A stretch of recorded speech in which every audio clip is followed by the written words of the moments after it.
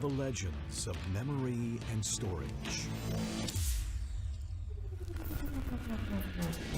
Crucial brings you the ultimate performance in gaming. Legendary products. Precision engineered. For speed and stability. Crucial ballistics.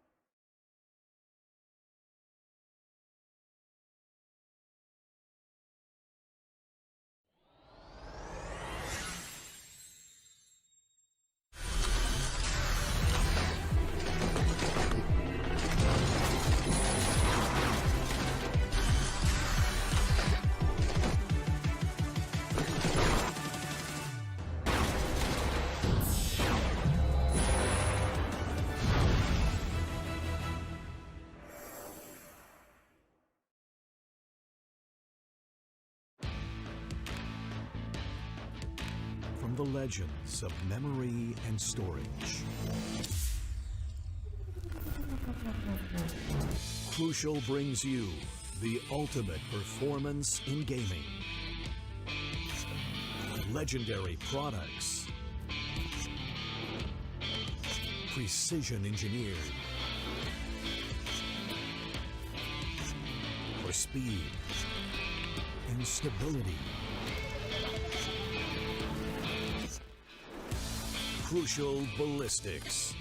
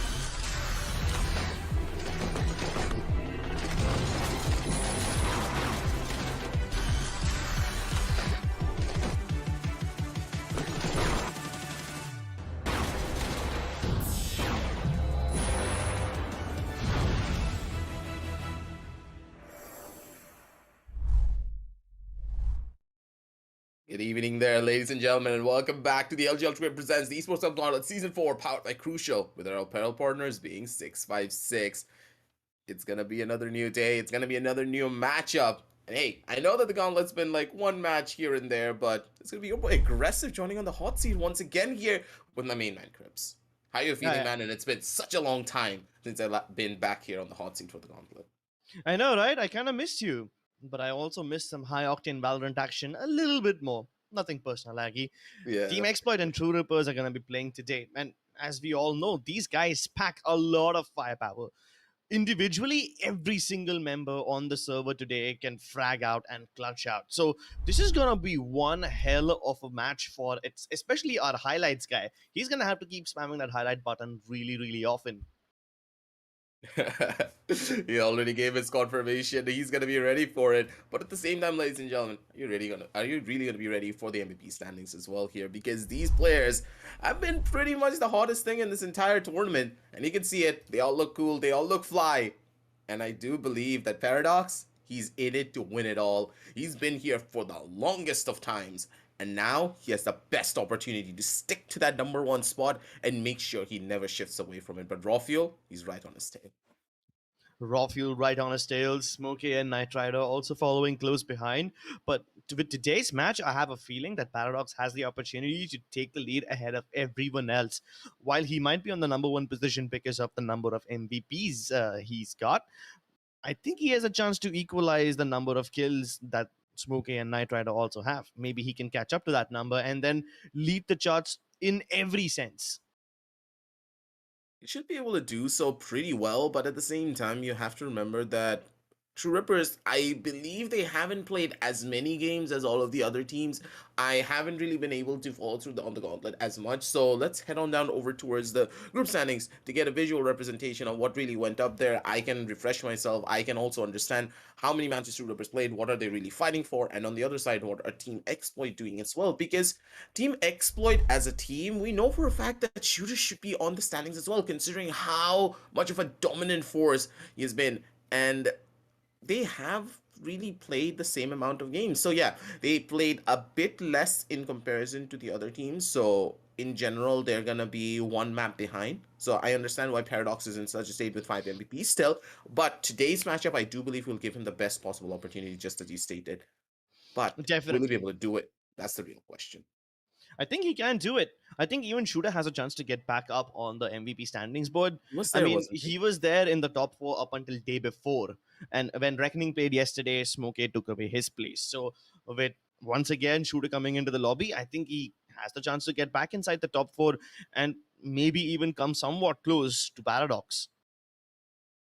Gonna be a difficult one in general for him to like even try to dethrone someone like Paradox, man. Like, you know for a fact that Paradox, he's so competitive about staying in that MVP standings. Like, he has been there since season one, and he has never shifted his way down from it ever. No player has been as consistent as him. That's the saddest part of it all. Paradox, when he's in there, he's never gonna go away. Just like these teams in our hearts, we're heading on down over towards the side of Team Exploit and their team spotlight. Because honestly, ladies and gentlemen, they deserve all the praise, they deserve all the love, because this team from Pakistan has been making massive strides throughout every single team, not just in South Asia, but also in Southeast Asia. And now they're here in the gauntlet to make their final foothold be known. And they're close to that number one spot. They have gone undefeated and they're right behind Reckoning to make sure they're the ones to feel the Reckoning instead. But this time around, will they be able to defeat True Rippers? That is a massive question mark, Crips, because it's difficult, especially against such a squad. Exactly. But I think Team Exploit also can make things a little simpler for themselves. Shooter has been giving Paradox a good run for his money, but even HSB and King sometimes show us something truly spectacular with their clutches. Let's take a look at the player spotlight brought to you by Crucial. And of course, we have none other than Soulmate. Even this guy has been the backbone of his team. So while Shooter and HSB are out there doing their shenanigans, Soulmate, he never really steps into the spotlight. He stays behind as the Viper and he keeps his team safe, sometimes even picking up the Astra when needed. So that's why you probably won't see him in any of the highlight clips and getting all the flashy frags. That's because this guy is busy securing the backbone of the team. If this guy falls, then the rest of the team will also have a very hard time doing what they do best. Yeah, now heading on down over to the team intro for the side of True Rippers, ladies and gentlemen. Let's see exactly what they have to offer, because in a way we already know the squad. They're a little bit too fly, they're a little bit too, let's say, over the top when it comes down to their personalities, but at the same time, that's why we love them. They're not just a team full of very talented individuals, they're a team full of personalities that just love to be in your face. And the leader of it all is always Paradox. We know his memes. We know how much he loves to showboat in front of the camera, but he lives for the buff the camera gives him. He lives for the audience, and that's why his plays are just so flashy, and he always can put up a performance, not just inside of the game, but also when it comes down to his cam as well. It's always a treat to watch all of these players celebrate. And that's the kind of spirit that I'm really hoping that True Rippers bring here against Exploit, because they're going to be the ones to need it. Team Exploit, they are gone undefeated, while True Rippers, they've already lost one game. And hopefully this player in the spotlight is going to be the one who shines brightest in comparison to them all. Brought you by Crucial, of course. And Relic, being the first initial pickup here as well, Relic has been having a little bit of a consistency problem for the last couple of weeks, but honestly speaking, he's been consistent in the way that he's supporting his team, even though his aim hasn't been on that same level that we knew him to be in the previous season. I agree. And even if his aim is not there, I think this guy can still set his team up for success. Whether or not you frag out doesn't really matter as long as someone in your team is fragging. And as long as Relic helps his teammates get success, he's more than happy with this. I mean, sure, his problems with consistency can happen because sometimes Yep. you'll be having a bad day and you can't always be the best fragger on the server. But Yeah. today is a new day, and in wake of a tough competitor coming onto the server alongside them, maybe he'll rise up. Maybe he'll answer his true calling. Yep. And the true calling needs to be answered as soon as we head on down over into the maps. Let's see exactly where we're going to be headed as we jump over towards the map video screen. And the first initial map is Split. Hmm. Um, I don't know how I feel about this, Woods. Me neither. I am I, not surprised that Icebox is in the mix, but I honestly thought that Exploit will be the ones that pick up Icebox first instead of, leaving it for later. With them picking up Split, I don't know how I feel because I haven't watched Team Exploit play Split all that much. And even True Rippers are not that bad. I mean, True Rippers can outsmart Team God Particles on Split. So that is saying something. And I think God Particles is one of the toughest teams to play against in the map of Split. So if True Rippers yep. can go up against them, I think Team Exploit should not be that big of an issue for them. But Exploit is the one who picked up Split. Must have been for a reason, right? Yep, they have a plan, they have a strategy, and they could be the ones to just shift up the momentum and the meta just a little bit. Maybe picking up a KO here can give them an edge, but we know how dominant the breach can be in the hands of a player like Masters. So, do you really want to go up against something like that? A double controller strategy can work, but then again, the agent selection is where I'm really gonna be looking forward to all of these teams just falling into place. If they don't pick up the proper agents, I have a bad feeling that Team Exploit, they could just be cutting their own heads off if they're not careful. Okay, now the team's willing to place any early bets. Speaking of being careful, Team Exploit have picked up the Sky already. So maybe the chances of maybe a KO being picked up are not that high, considering you already have your designated initiator. My question over here is: will we get to see a Sage by any of these teams? I don't believe so. Not just yet. Maybe because the Sage playstyle doesn't really fit the criteria for both of these teams, but at the same time, Um, I do believe that Team Exploit could just be the ones to go in for a Sage, while True Rippers, they're leaning much more towards that heavy rush aggressive style with Paradox picking up a kill. Hmm. Man, I love Paradox as a player. I love the way that he plays, but for him to play an initiator, that just scares me to the core. Choose your agent. I mean, I have not seen this guy play as a KO. He It's did play mostly as a him KO on the last Jet, season. but Uh, I'm kind of used to seeing him on the Jet. With one tap Yeah. God picking up the Jet, I don't really know how I feel. Of course, Paradox is the more flashier player. I mean, you can see it from his cameras already. We know this guy, but maybe he will be a little more on the conservative side of things now. Either way, True Rippers have decided their lineup. They have a double initiator in form of KO and Sky. Meanwhile, Team Exploit have a double controller in form of Astra on Abdur and Soulmate on Viper. They also have a double duelist, Shooter on Jet and King on Raze. So, is this going to be a very aggressive team, but also at the same time, they will fake quite a lot? Since they're starting on the attacking side, the whole double controller setup can really grant them quite a lot of options.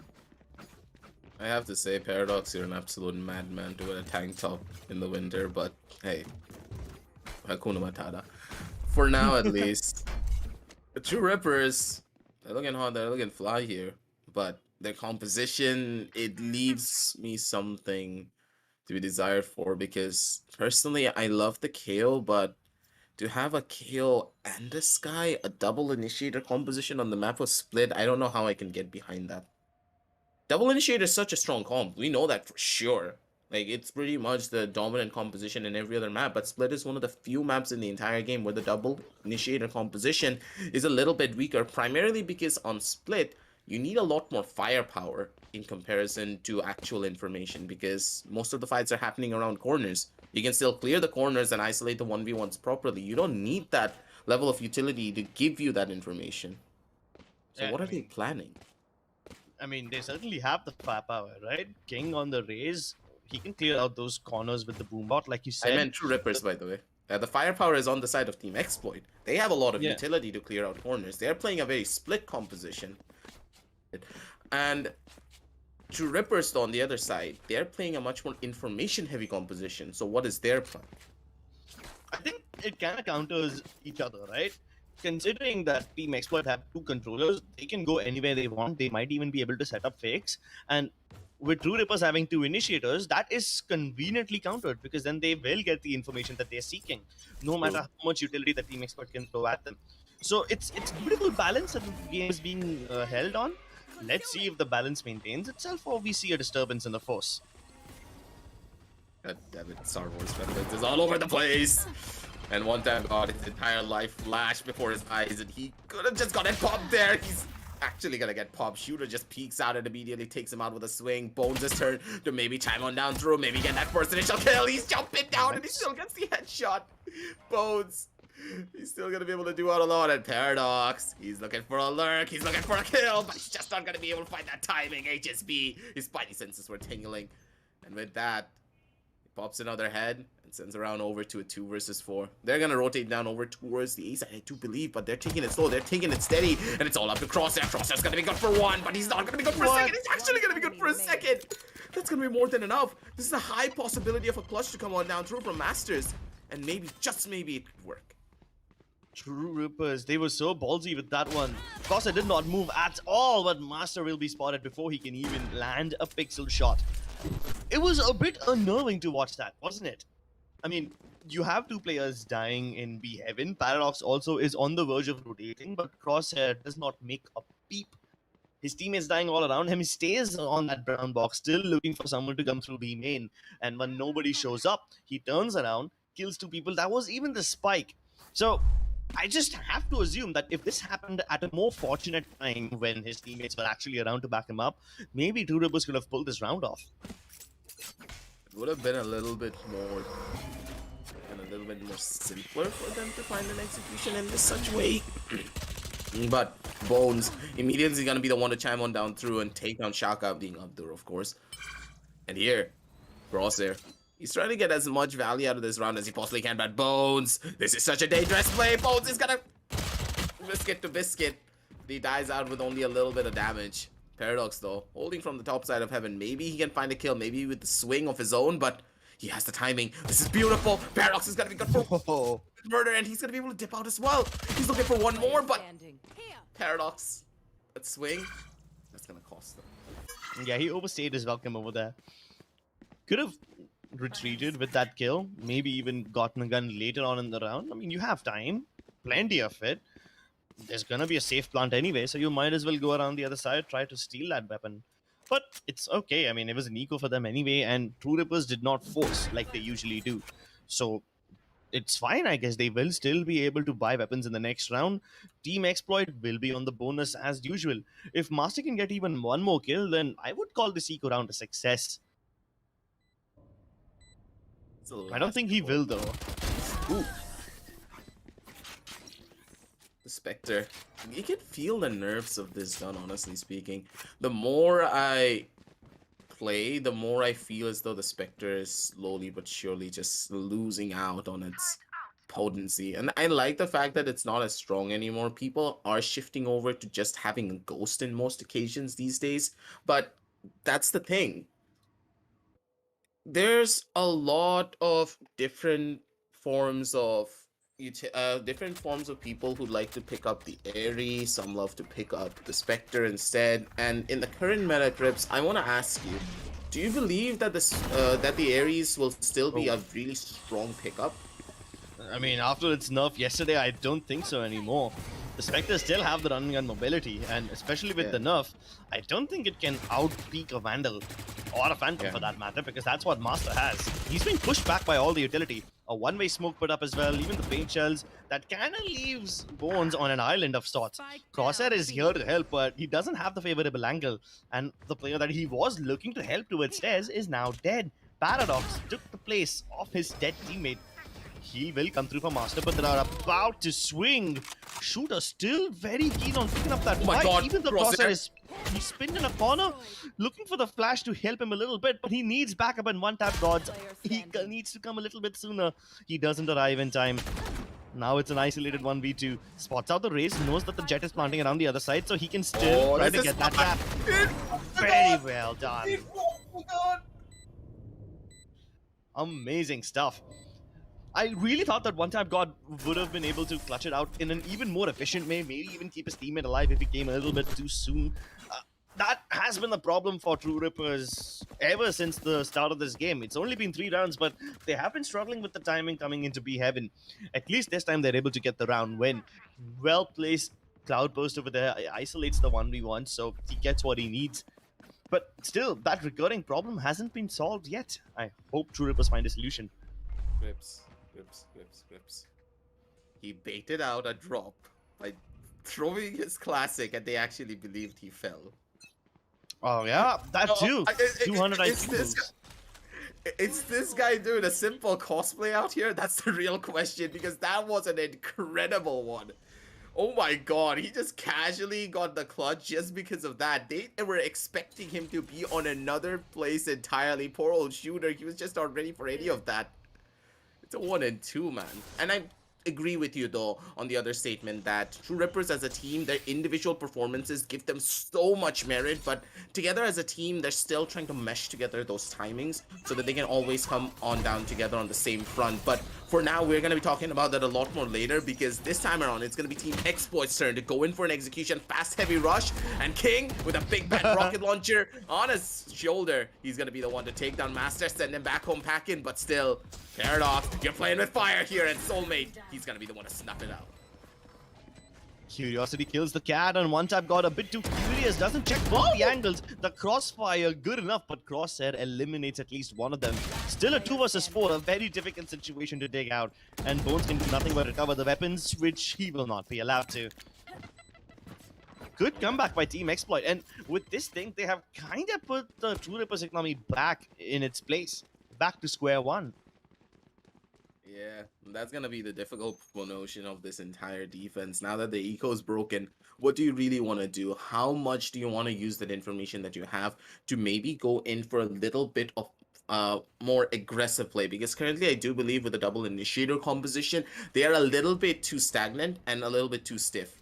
I don't see them being in a free flow state whatsoever. They're going in for very slow defensive takes, not really a lot of information being gained, or not really a lot of information being thrown out by using a little bit of their utility. And I want to see them just throw out some of their utility to gain a little bit of real estate, because currently they're giving it all up and only using their mechanical skill, or mainly them peeking out of a corner to gain some info and deal some damage. But that's not how this double initiator composition can work out. It's very dangerous to play like this.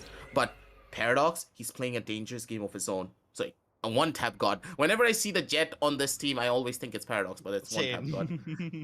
One-tap god playing a very dangerous game on the side. And maybe he can get away with it, but this will be a dangerous one! Woohoo! One-tap god living true to his name. Just casually taps King out of the server. And now he can do all that he wants. He can just wait around this corner. Nothing's gonna happen to him. He's gonna go tap another one. He tries to go for his turn, but he gets a little bit too greedy, and he pays the ultimate price for it with his own line. But more than enough damage done. 3 versus 4. He did what he could for his team. Even the rotations have arrived, so he bought time as well for his team, and time is of the essence. Soulmate runs out of his own after getting flushed out by the fragment. There's one more player around the corner, and I don't think they're aware about HSB's position. Oh, gave away the rope sound. Now they know, and he's hurtling down this place, ready for them to peek, but they have better weapons now. It's back. This whole economic situation is going back and forth.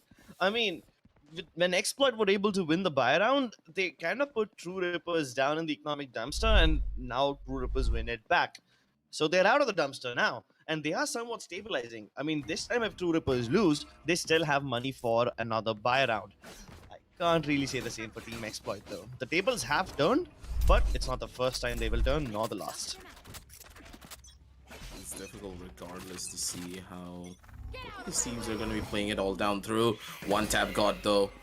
He's trying to take a swing. He's got to get the first initial leg shot. But one tap God, he dashes into the wrong sideline. He dashes left instead of dashing right. His buddy Crosshair is not going to be able to help him out with the fight timing. And now that Shooter has picked up an operator for himself, Shooter did take leg damage though, mind you, so now he no longer has armor, even though he did get healed up. So this operator can have even more problems trying to hold down this sideline, to hold down this Sword King.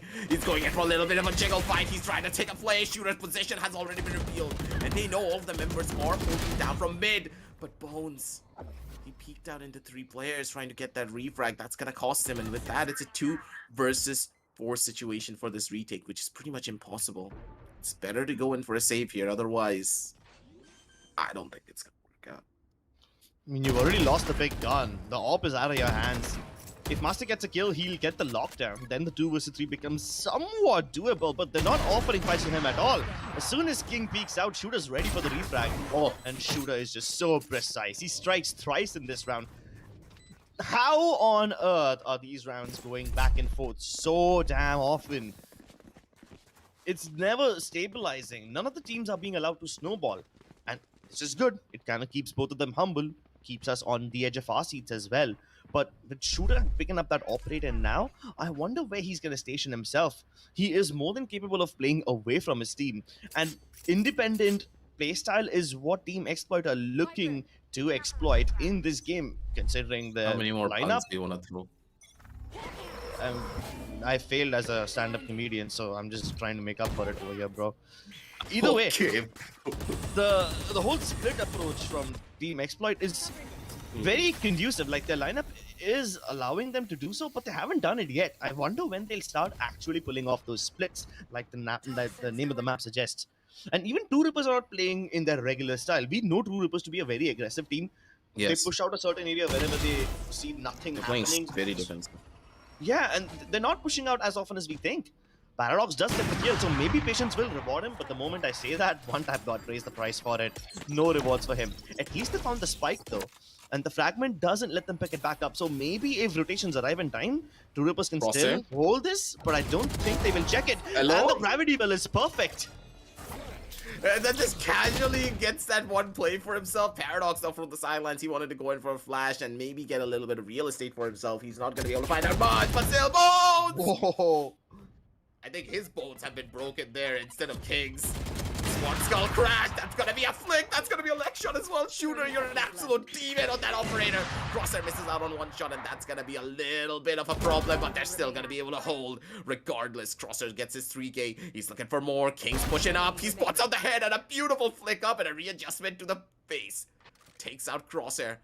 More than enough time. King, he's playing a dangerous game of his own. Masters, though, it's not going to be risking a single bit here. King, he should already know this guy's on rafters. This is going to be a background check. And a bonk to the head as well to end it all off. They recover the up. Yeah. Once again, though, I would like to point out, though, imagine if Paradox had backup available for Master once before. I mean, he would have been able to stay alive, probably, while they were busy focusing on killing him These are towards the scrappy mains. rounds.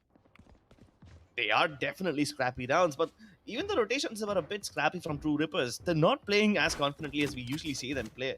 Like, generally, whenever they don't see any attackers towards the A side, they push out and they try to wrap around from sewers and come towards mid already.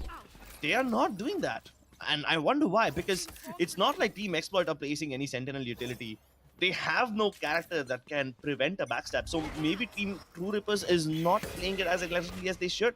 And they should be capitalizing on the fact that there's no turrets or alarm bots or anyone to hold it.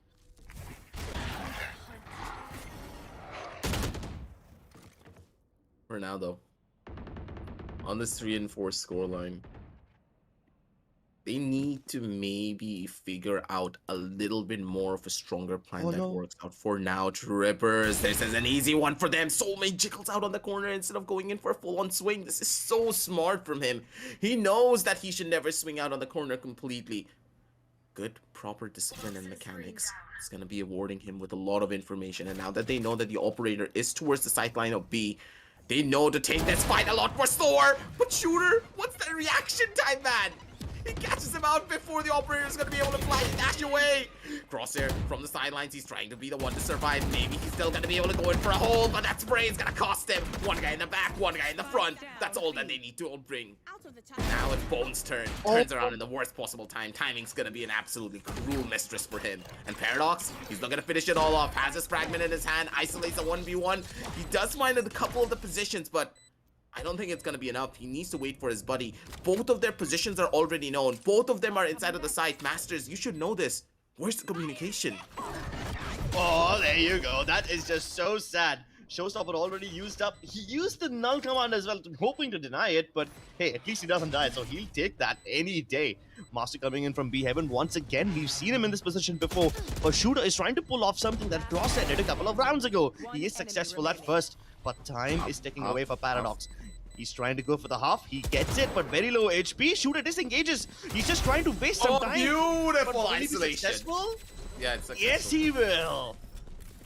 That is a beautiful isolation of a 1v1 if you're able to do something like this, man. And he's able to pick up the operator for himself. My oh my, True Rippers, when it comes down to these 1v1 situations, they're such a treat to watch. You know for a fact that these guys are going to get these clutches regardless of whatever situation they put themselves into. Yeah, That's how you do it, pressure. boys. That's how you make it happen. Learn from the best. That's what True Rippers say to everybody watching this one. Although Throw I must yourself point under the out, bus as much as you possibly can. before the round started, I mentioned that these guys were not playing as aggressively as they should be. And the moment I say that, they change things up. One Tap God peeks out of B main, has that aggressive position with the operator ready for the Viper to swing around the mid-market corner. The moment he misses, he falls back. But hey, at least they're now taking the initiative. They're pushing out when they don't see any action. And the more they push, the more information they get. It's all been out in multiple different fronts, and that's exactly what you're hoping for. 4 and 4 on Finally. the scorecards, and they're finally playing their composition. Yeah, exactly. What its strengths are. Exactly, that's what I was going to point out too. They're splitting up, just like they should. But both the controllers are there towards the Oh A my side. god, this is the type of pushes that I really want to see. Take initiative, man. And then just bonk people in the face with it. 3 of them revealed towards the A side. 1 person dead towards B. All that Team Exploit were planning in this round has already been foiled. How will they recover from this now? Because their positions are revealed. They've lost one of the star fraggers. They do have 4 ultimates though, so maybe they can use that. But on a eco round, do you really want to do something like that? Not really the best of plans, I would say. Oh no, even the Seekers have been invested. More information being confirmed as they're walking into a meat grinder. Paradox absolutely destroying anyone who tries to show their face. Shooter just destroying the Seeker and hoping to find a gun somewhere over there, but they haven't cleared out the site and Master's present. Oh, dude, the classic was empty. He's like, oh, I see skin. I see skin. I pick up skin. Ah, nah. That's the age-old Valorant thing. You pick up a gun, it looks cool. Then you try to shoot it, and it has no bullets, and the enemy right when you're about to shoot, they peek around the corner. Sad story for him, but not much you can do there. 5 and 4. In True Rippers, they finally take the lead back for the first time in this entire game. And they've strung together 3 rounds in a row. This means Team Exploit is now on max loss bonus. I mean, this is an economic hell. You can keep force buying again and again because you have just enough money for Spectres, but not enough for assault rifles. Maybe you can buy that with some downgraded armor, but a 1v1 could take place over here between Soulmate and Master. And this 1v1 will determine where the final hit goes, because for now the spike is heading towards B Heaven. But with Master clearing this area out, he's gonna get the information that nobody else is present towards A, and this should call for True Rippers rotating towards the other side. They spot the spike as well. Well, Paradox does die, so they can go back towards the vent region, but True Rippers shut things down before anything else can be done by Team Exploit. In a way, Crips, I would personally say that Team Exploit, they are pretty much riding on the best possible train that they could hope for their certain composition. You know for a fact that this double controller setup is possibly the most weakest setup in the entirety of this game when it comes down to the attacking side. You really don't get a lot of value out of it. But what you are going to be getting value out of is a lot of this sushi. You see that? 2,000 yen, which is basically $2. Okay. Interesting composition over here. No toxins being committed, but they still want to go towards the site. And they've put the poison cloud towards ramp so that they can shoot out. Will they burst out of it? Oh, now we know why there was a toxin screen. Is because there's a cosmic divide. One time God still peeks beyond it. He doesn't want to peek out of heaven, so they let them have the site, knowing that they fully well have the man advantage. And even this lockdown will not be broken. It's behind the tiny gap in the cosmic divide, so even if someone swings out wide, they won't be able to destroy it unless they go all the way around. Most of the attackers pushed off the site, but will they be able to defuse the spike? There will definitely be some of the other snakebite lineups. Or no, they don't have that yet. The Viper is trying to force her way into the site so that they can actually kill the people who are trying to defuse, but Buster is sticking it. Easy stick, easy win, and True Rippers take this round without even breaking a sweat. Last round before the switch. Jeez, that was a really well adjusted round. The Cosmic Divide, which works to let Team Exploit get into the site, is the same thing that True Rippers use to push them out. And they know for a fact that Team Exploit now can't counter-push them. Otherwise, they would have done that. Under normal circumstances, whenever a Killjoy plants a lockdown towards the screens region, instead of falling back towards the A main area, the attackers just find it so much more easier to push and break it instead. They contest. But no, now their own Cosmic Divide protects the lockdown that Master was using. So they realize that their own medicine is better. These Once are the again, types of timings. I know, right? It all comes down to timing and sometimes even counter-stratting, which for now, True Rippers are doing reasonably well. Oh, two people have snuck past them. There's an alarm bot on top of Vent, which will indicate anyone climbing up that region to be present. But do they know that this is a lurk or do they know that this is a full commitment? Because the spike is also heading in this region and there's only Master. He doesn't have any backup. Luckily, he's not been spotted yet. Oh, but look at the Viper Spit. Where is it committed? This tries to prevent the rotation from True Rippers from coming back in. And now Master's stuck on an island, but he's more than capable of turning this into a vacation. He's getting all the kills. He's done his job well enough for now. But now the defenders must return. And Soulmate, he's the king, waiting for the return of the king over here. Yeah, that's what he said it. God damn it, perfect. So we have Star Wars and Lord of the Ring references both. Switching sides. Yes. Everything is present and the king is going to be able to reign supreme. Takes back his crown and sends it down over to a 7-5 scoreline. Team Exploit, they pretty much ended their entire half in the best possible fashion. You have absolutely no problems whatsoever on the 7-5 scoreline. A very respectable scoreline to end off your first half with the double controller setup. And now that you're on the defensive side, a much more stronger side of this entire composition. I think you just snap your finger and you should be able to close your eyes and not have any problems if and only if True Rippers are not able to execute the composition that they do have to the proper capabilities. Because you gotta remember, a double initiator composition is very hard to play in the map of Split, because if you mess up a little bit when it comes down to your lineup, or maybe when it comes down to you just curving that one flash, you're gonna miss a corner. And that corner could just be the death of you. I hope they don't get cornered into a place from where they can't climb back out of. Soulmate's been tagged. He's mostly gonna fall back and ask for a heal from his resident Sky, who's trying to make her presence known towards B main. But Soulmate, once again, he just doesn't catch a break. They push him. And now they've taken control of A Heaven. True Rippers are about to enter the A side, but will they be able to kill Shooter, who's guarding this region? Paradox wins the duel, but Abdur still keeping things competitive. They haven't cleared out the entire place, but they can at least go for the plant safely now. Now though, you do see a little bit more of a switch out and change out here. HSB holding it down through. He's trying to go in for a peek. Maybe this is just gonna work out for him, but still King from the back end of it all. Pops Paradox in the forehead. He's gonna be good for the first initial. Poor old Masters gets blinded by the light. He's not gonna be able to live on this one for long. Bones is gonna be able to chime in with one kill of his own, but it's just not gonna be enough. Bones is gonna be able to fight too. Oh my god, Bones! I thought that he was dead, but no. He's gonna be able to return it all, and he's gonna be the one to shatter their ones instead. 8 and 5 on the scorecards, and my oh my, I have to say, the Rippers, their start for the pistol round was a very convincing one. Really convincing indeed. They can feel it in their veins, they can feel it in their bones, and yeah, you saw that one coming, didn't you? I needed to add my own emphasis on that. Team Exploit didn't.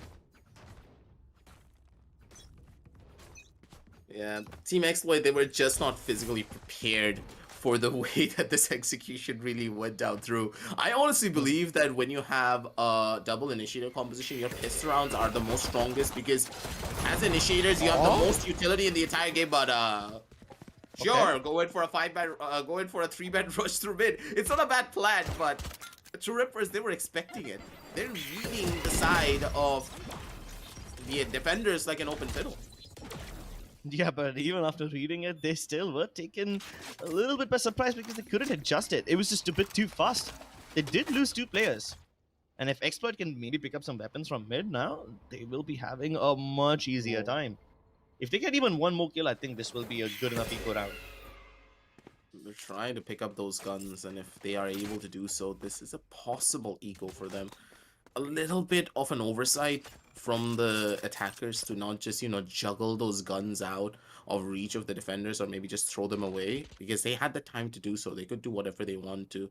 This retake could be difficult if one of their members are in the back foot of it all. 30 Bones, though, seconds left. he's not going to be able to find that first initial engagement. He gives it up, and that may be a costly one. They're coming right behind him, and Bones, is he safe? Yep. He should be able to get it regardless. There's no waste situation, and they... What? Okay then. Namaste. Okay then. Greetings, my friend, from the other side of the world. Abdur, ready to peek out, and he pre-fires. Told ya. Didn't I tell you or not? You did, Aggie. Unfortunately, you did. True Rippers, they will be reeling from their losses. They can't lick these wounds. They run deep, deep into their wallets. And all the momentum that they gathered by winning that pistol is now down the drain. It's just the way that all of these switch outs happen, the way that they're building all of these rounds. Like, as I said, these small mistakes is gonna be the thing that caused them in multiple different occasions. I warned them. Like, I pretty much stated the fact that, okay, the fact that they didn't, you know, switch out this gun, the fact that maybe Bones didn't pick up this gun, it's gonna be costing them a lot. But at the same time, King, I understand that you want to go in for a swingman, but whenever you go up against two people like that, you are gonna miss out on your shots. But Shooter, he doesn't miss. He just hits those heads like it's another day in the office. And this bonus is gonna go beautifully for them. No, definitely. I mean, if you put in all the hours in the office, then you will get the bonus. Maybe Diwali will come a little early for you. Master just waiting his fate as Team Exploit get to 8. Oh wait, no, they just get to 7. My bad. I think I'm a little bad at math, but No, speaking you of just wanted math, to rhyme. It's fine. You can do it in the next round. I hate that you know me so well, man. I hate that you know me so well. You were hoping to say that for the longest of times, but sure. There's a lot more where that came from. Hey, you can do it again in the next round. Don't worry about it. Nah, I'll have something better. I hope True Rippers have something Don't say better. 7, I mean, 8, 9. I think we can come up with rhymes for those. We're educated enough for that. True Rippers, though, how will they go up against this op? I mean, Shooter has been hitting the nuttiest of shots with just his base storm. With the op in his hands, he can be an absolute terror. And he was using the op in the attacking side as well. Pretty well, that too. But on the defensive side, this man will be perfectly placed for every single engagement. It's just... Slight- Yeah, you're saying? Slight technical pause has been called in because Apple's having internet issues, ladies and gentlemen. So thank you for your patience. Stay with us while this guy gets back in the server.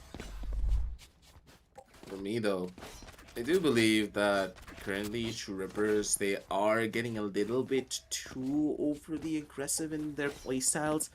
They have the information. They did win out on the pistol round, but then again, like, these are the type of rounds that you just do not lose. Like, I have to say that Shaka is incredible.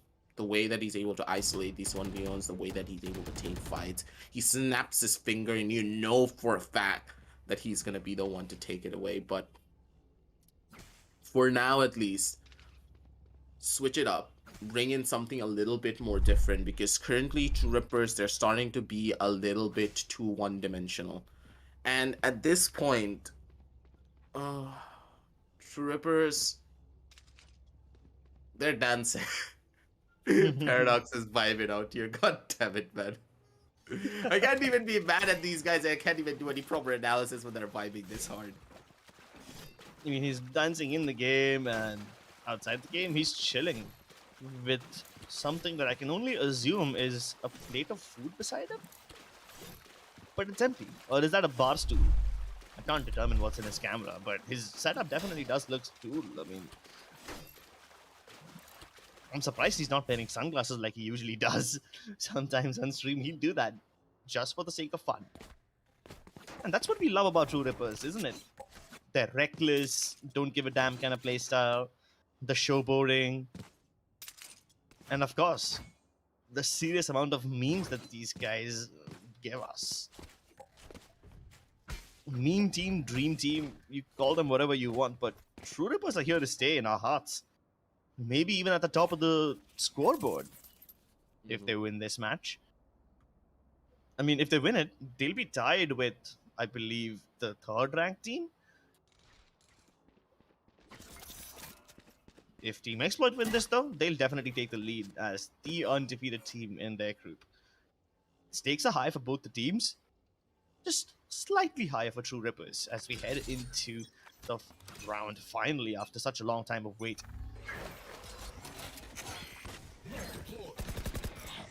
For now, though, ooh, that 0 point nearly caught him out and gave away a little bit of information. B7 has been cleared out a little bit here. Crosshair tries to make his wolf climb on top of the ropes. Not going to be able to find any form of information, but what they do know is Vents is completely cleared out. One player has dropped down on towards the sidelines, and Shooter, oh boy, that's gonna be a costly one for him, but one tap god's not gonna be able to do out much. That Vandal is not good at those proximity fights. That's gonna be the one thing that cost them, but still Soulmate. Crosshair placement does not reign supreme, and Bones instead is gonna be the one to shatter his skull. Good, well-placed headshot, but once again, Shaka, make that Spectre sing, baby. Get one more. No, he doesn't even need to do anything because King is already there on that backup. No one was holding vents, and King just casually walks in from B Heaven in towards the vents and just takes a couple of kills. Crosshair, you're in the worst and most impossible situation in the entire world. King finds an easy headshot, and with that, it's an 8-8.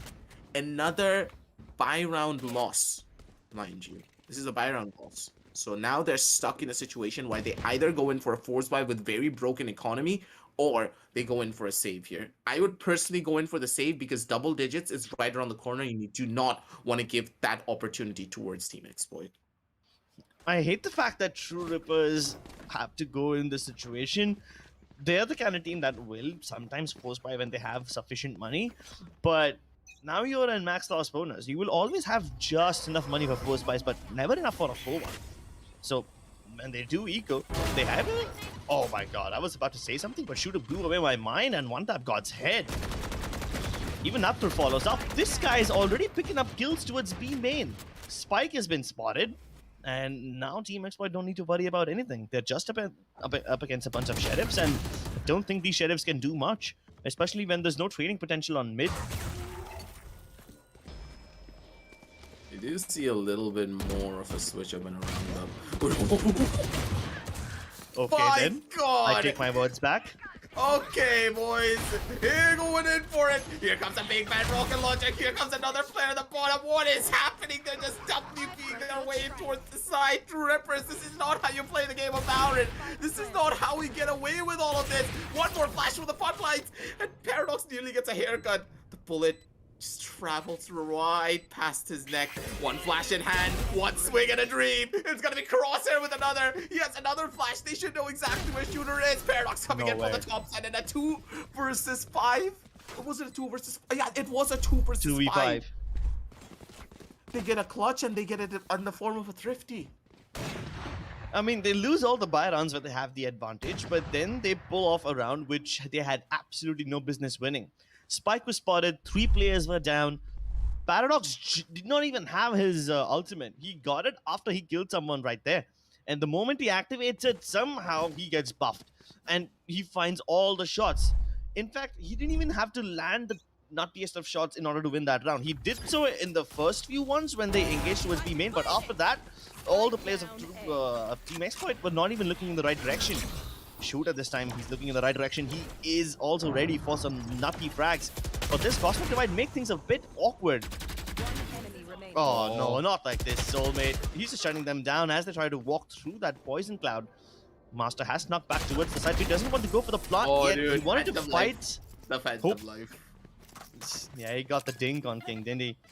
He wanted. I appreciate the strat that he used. Instead of going for the plant directly, he tried to fight and thin down the numbers first. If he went for the plant, he would have been somewhat trapped in there, and then all the all the defenders can start huddling up around him and trapping him in there. Tried to alleviate some pressure, but as you said, Phantom Life. Let me pick up the Phantom.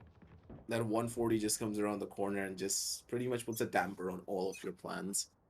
Not much you can do there, but for now, the scoreline has been equalized. It is a 9-9. And this looks to be a pretty strong one for them. Shooter catches out one tap god as soon as you try to go in for that jiggle. This man and his reaction speed is always the best thing that you can witness. But Shooter, he's waiting from the sidelines. He's trying to notice if he can find something here. They're not going in for a push just yet. And this is a smart one. No outlines whatsoever. Here comes the army. Here comes the flash, and he's still gonna be able to get a kill. Shooter's not gonna be able to find one. He finds 2.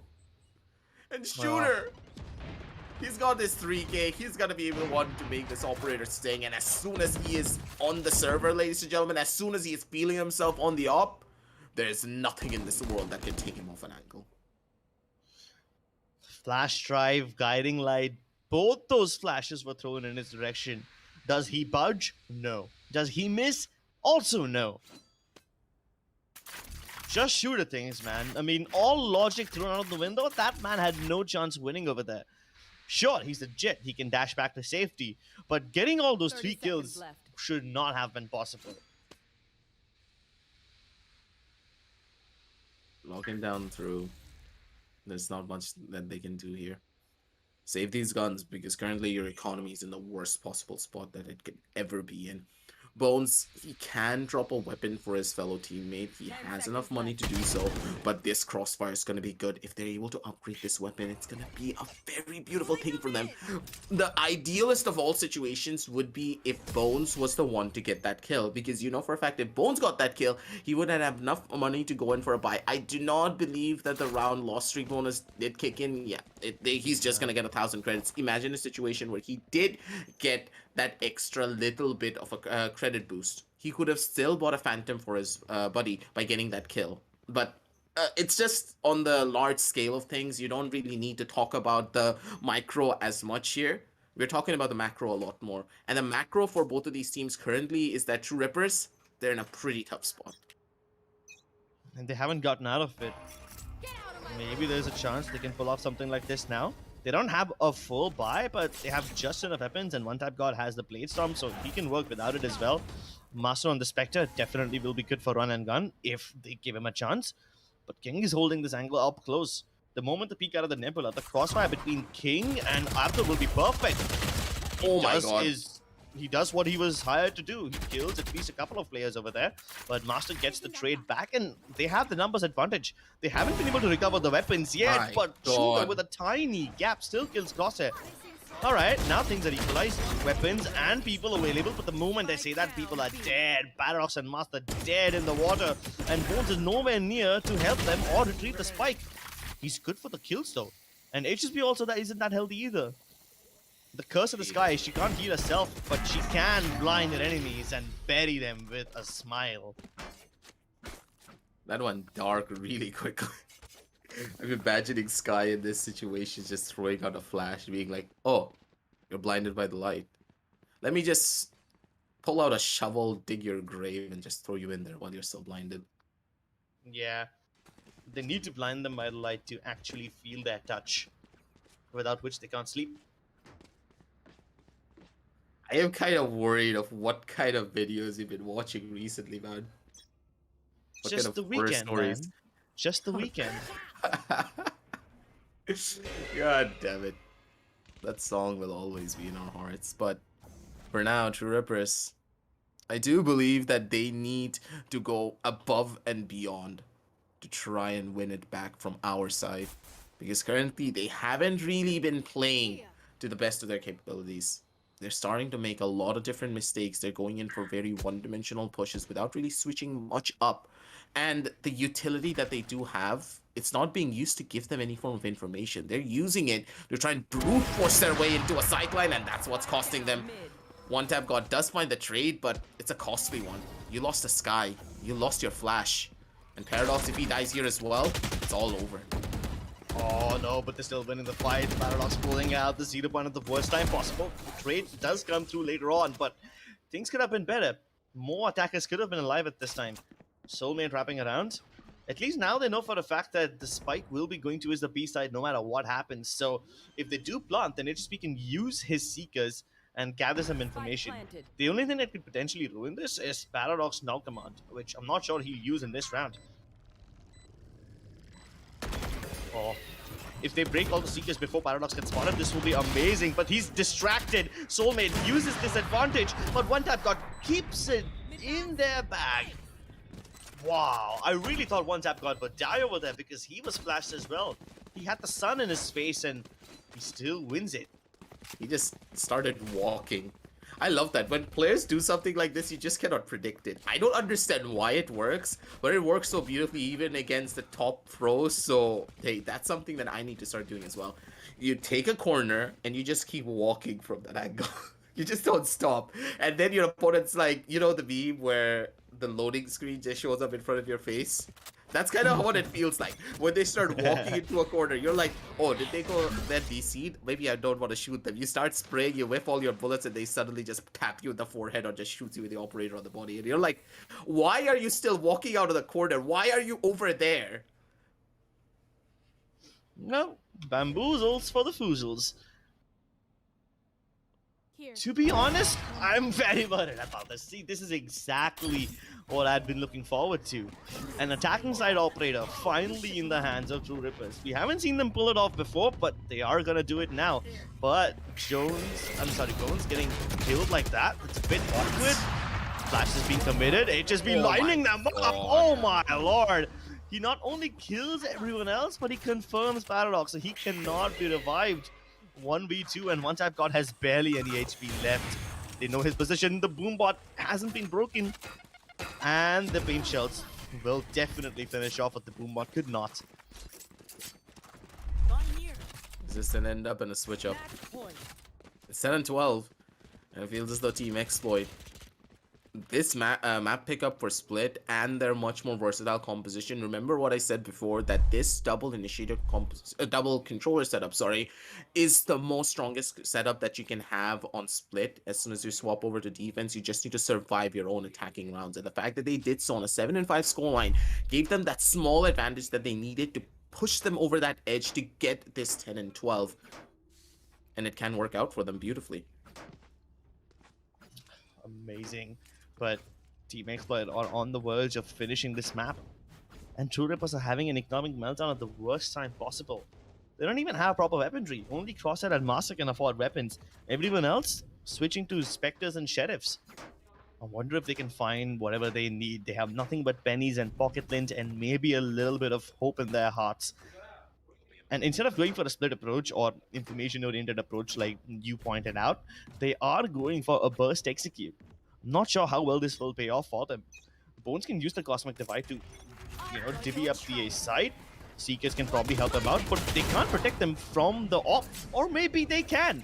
Somehow, the Seeker's body block shoot a shot and now he dies. One Tap God is already in the side. Meanwhile, nobody else has revealed their positions. King still looking to make a surprise peek out of heaven as he drops down, but the timing needs to be there. Needs to be absolutely perfect. If he misses a beat or he skips it, that's gonna be the costly one for him. But the defenders, they're going for a full-scale rush. As soon as this costly event goes on down, Master's gonna be unblinded. He's gonna be good for one. He's gonna be good for a second. And one by one, they're gonna be able to drop down the members of Team Exploit like flies. And the last couple of kills come on down through. And Master, he's gonna be the one to put the final nail on the coffin. Abdur gets taken down. And now, it's an 11 and 12 here, Crips. Perfect. Tipping up. And now, it's the tipping point of this entire play. But It's on the other side, you can see the main problem here as well. The buys from the defenders, they're in a really bad state. exactly. I mean, at this point, Team Exploit are the ones who find themselves in True Ripper's shoes. It was a really difficult situation for them, wasn't it? This could have been the end of the map right here because True Rippers didn't have the weapons, and now Team Exploit are the ones who are facing problems. They pull out the clutch cards. They're using the Viper Spit on mid, locking it down. They also have King on the showstopper, so you know for a fact that this guy will play passively and keep himself alive for the moment when he's needed the most. Time is boiling down, and even though True Rippers have the utility to gather information towards mid, it just becomes a bit too overwhelming to walk through all this green toxic goo. If they try to split up, they can probably find some success. But Shooter's been concussed, and this could be their chance. 3 people will be suppressed, and this will be perfect for them. All the information they need is present, and they can now focus towards some other part of the map, but they need to do it quickly. They're trying to gamble towards the B side. And this is the right option, because I would much rather have them face the Opper rather than face the Showstopper. Shooter getting a little aggressive. The curiosity kills the cat, and maybe this will be the one straw that breaks the camel's back. Flashes are That's gonna be a perfect. beautiful HSB even becomes vulnerable. Rocket now finally has to come through, Oh, but he we can throws call it. himself off, and that's the lifeline they needed. True Rippers have everything they need to push this into overtime. The most difficult 2 versus 5 must be pulled off now by Team Exploit if they want to maintain that advantage, or they risk losing it all. I just call it, say that it's done. There's Not no yet. physical way, right? Yeah, even though Soulmate gets his kill, his position has already been revealed. The Cosmic Divide's not going to be able to pay out dividends. Bones is going to be the one to shut down one more. And Soulmate, he's good, but against so many players, he's just not going to be able to find out much. 12 and 12, ladies and gentlemen. And True Rippers, they're able to answer back in quick, successive fashion. Beautifully done. And the fact that they had so much emphasis on their levels of aggression and also their utility usage was on point to give them that information with slow, methodical play instead of fast execution, gave True Rippers the opportunity to finally play their composition the way that it was meant to be played. They did it flawlessly, and that's why they deserved that round win for themselves and this 12 and 12 scoreline. Now though, Crips, as it's overtime, we are constantly swapping back and forth. True Rippers' old strategies cannot work twice, especially against a team like Team Exploit. Now, how do they want to switch it all up? They might be able to switch things up if they change the position of the Killjoy. They were playing towards A first, and now that they're placing all the nanoswarms towards the B Heaven region, I think this will be nice because Team Exploit did use B Heaven like their bread and butter in the first half to gather that lead. And as they're trying to pull through this one, all the utility is now being used to just delay them. Hopefully, Team True Rippers will have the right lead because the players are positioned in order to stop them, but all this utility being boiled out kinda is a red flag as well. I mean, if Team Exploit bait out all this utility, True Rippers will have nothing left to stop them when the actual push comes through. Then they'll have to just fall back to their good old gunfights, which, as we all know, are a coin toss. It's gonna be a difficult one regardless.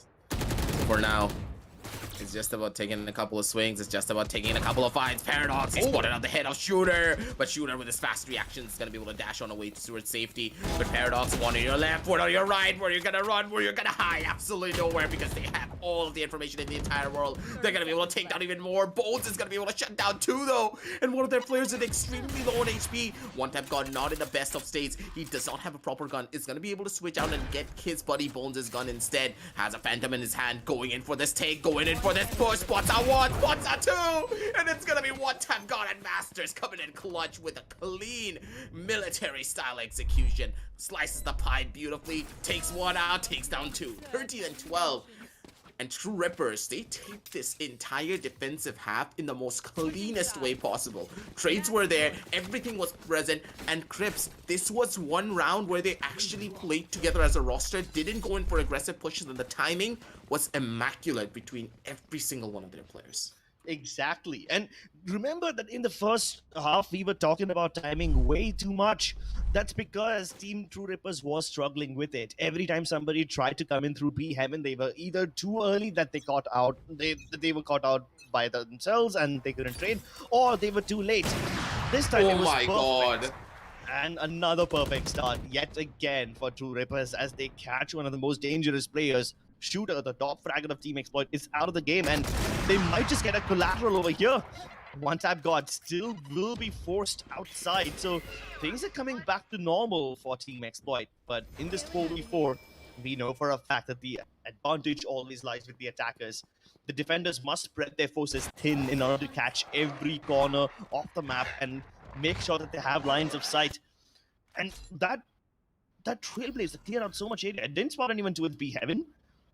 This could potentially be disastrous because look at the wraparound coming in from Exploit. They've already pushed out B main. They know that nobody's present over here. Exploit know that the A hit is imminent, but are they prepared for it? Mentally, physically, and in the cases of their shots, are they gonna be able to do it? Oh my god, Soulmate threads the needle so beautifully, and he's gonna be able to get away with murder as well. But on the other side, they're gonna be able to answer back hard with their own calling. HSB holds it down strong. He's gonna be able to hold his defensive lines beautifully. But now that the spike has already been retrieved, they're rushing it down over towards the side. This is so beautiful from them. But look at Crosshair. Crosshair's on a massive... This is gonna be such a dangerous fight. Bones, you did not need to peek that. He just needed to wait. He just needed to plant the spike. He just needed to give his buddy Crosshair all the information in the entire world. Oh, But no, Crosshair! He tries to go in for the trigger discipline play. He gets spotted out, and HSB just whips his mouse around and just spams his body down as well. 13 and 13. It's happening. It is indeed happening. We are going into the second overtime, and maybe this game will go the distance. But I feel so bad over there. They had the perfect read. I mean, they went in for a fake plant, hoping that the player in screens will be able to get a pick or two. Nope, neither of that happened. The man who went in for the fake plant got killed the moment he peeked out of lane, and then the rest was history. Crosshair couldn't do much. Team Exploit this time going for a very different approach. Instead of splitting up, they're going in for an A burst. And it's a pretty fast one. True Rippers have no choice but to give it up. They will play for the retake, and we all know that can be dicey. Oh my god, Masters. That was a dangerous spray. If he whiffed that one, that would have costed him his own entire life. HSB though, he doesn't miss a single beat when it comes down to these wall bangs. The heal comes in, and he's like, yo buddy, give me a heal, boy. And you're just, I think, oh, no, not a heal. You're supposed to go towards the other side. You're supposed to stand over there. And now the post-plant positions are just going to be as beautiful. This retake is close to impossible. How are you going to take this? How are you going to bring this one back? Absolutely no way, shape, or form. Because Soulmate has your phone number, calls you up, and takes you back home with his buddy Shooter on the side as the chaperone. 13 and 14. Match point. And that's happening. Can the chaperone drive them all the way to the victory line though? Or will their limo break down somewhere in between? True Rippers want to hijack this one. They're putting in everything they have. There's possibly a ditch somewhere. I mean, considering True Rippers are from Mumbai, I'm sure that there's multiple ditches and potholes and so many more things on the way. You just did not do so. Oh, I did. I mean, there was a time when True Rippers were in Bangalore with their bootcamp. Now I think they're in their own homes. Oh no! Shooter spotted a battle, but he just one tap. He spotted someone else. He spotted the sky, but he kills the jet instead. One tap god having the worst luck today. Hey, but it's better to lose your jet than losing your sky because at least you still have flashes available. And now that Shooter is dead, both the jets are out of the picture. Revenge successful, but you still have a long way to go. True Rippers need to win this one to push it into another overtime, or they will lose split. It's a 4 versus 4. This is a nail-biting situation and a half here, Cribs, because I don't want to make a prediction. I don't want to instill the caster's curse on towards the players. You just have to wait and see if Paradox are going to be able to and his co are able to rise up to the challenge here. True Rippers. This is a bad position. They're dead. King's gonna be the one to go in for the trade-off. It's a 3 versus 3. The trades are good. They have the potency. They have the angles. Why? But no! Shaka's gonna do it. I think it's done. Shaka's in the prime spot. There's no way he misses this shot, right? He knows for a fact Master is in pretty much the isolated 1v1. Isolated beautifully. Paradox is gonna be good for another one. He has the spike in his hand. He can easily go in for a plant. Spots out one of the players, but the double peak's gonna be beautiful. Soulmate's gonna be the one to shut it all down. And a 13. And as soon as Shaka got that first initial kill on towards the player on Heaven, where they did not check, where they did not wait for Masters to walk in towards the sideline, that's where it all broke down. You just cannot run in towards the side from Heaven unless your players already walked into the side itself. Yeah, and because there were no attackers coming in from B main, they faced this problem because they should have been checking the site, but because every time someone or the other has been present in Hell, they were forced. Like, it's almost like Team Exploit conditioned Two Rippers into checking Hell every time they move in, and because they were all moving in from B Heavens and there was no crunch from both the sides, they gave Abdur the space he needed. Isolated 1v1s every time. First getting the Sky, dropping the spike, and then using the Nebula to isolate the other fight with Killjoy. Perfectly played by Abdur, and that's all that Team Exploit needed to save us from going into another overtime. Let's jump on down over towards the match highlights, ladies and gentlemen, because oh boy, there's a lot to talk about. There's a lot to bring down towards the table.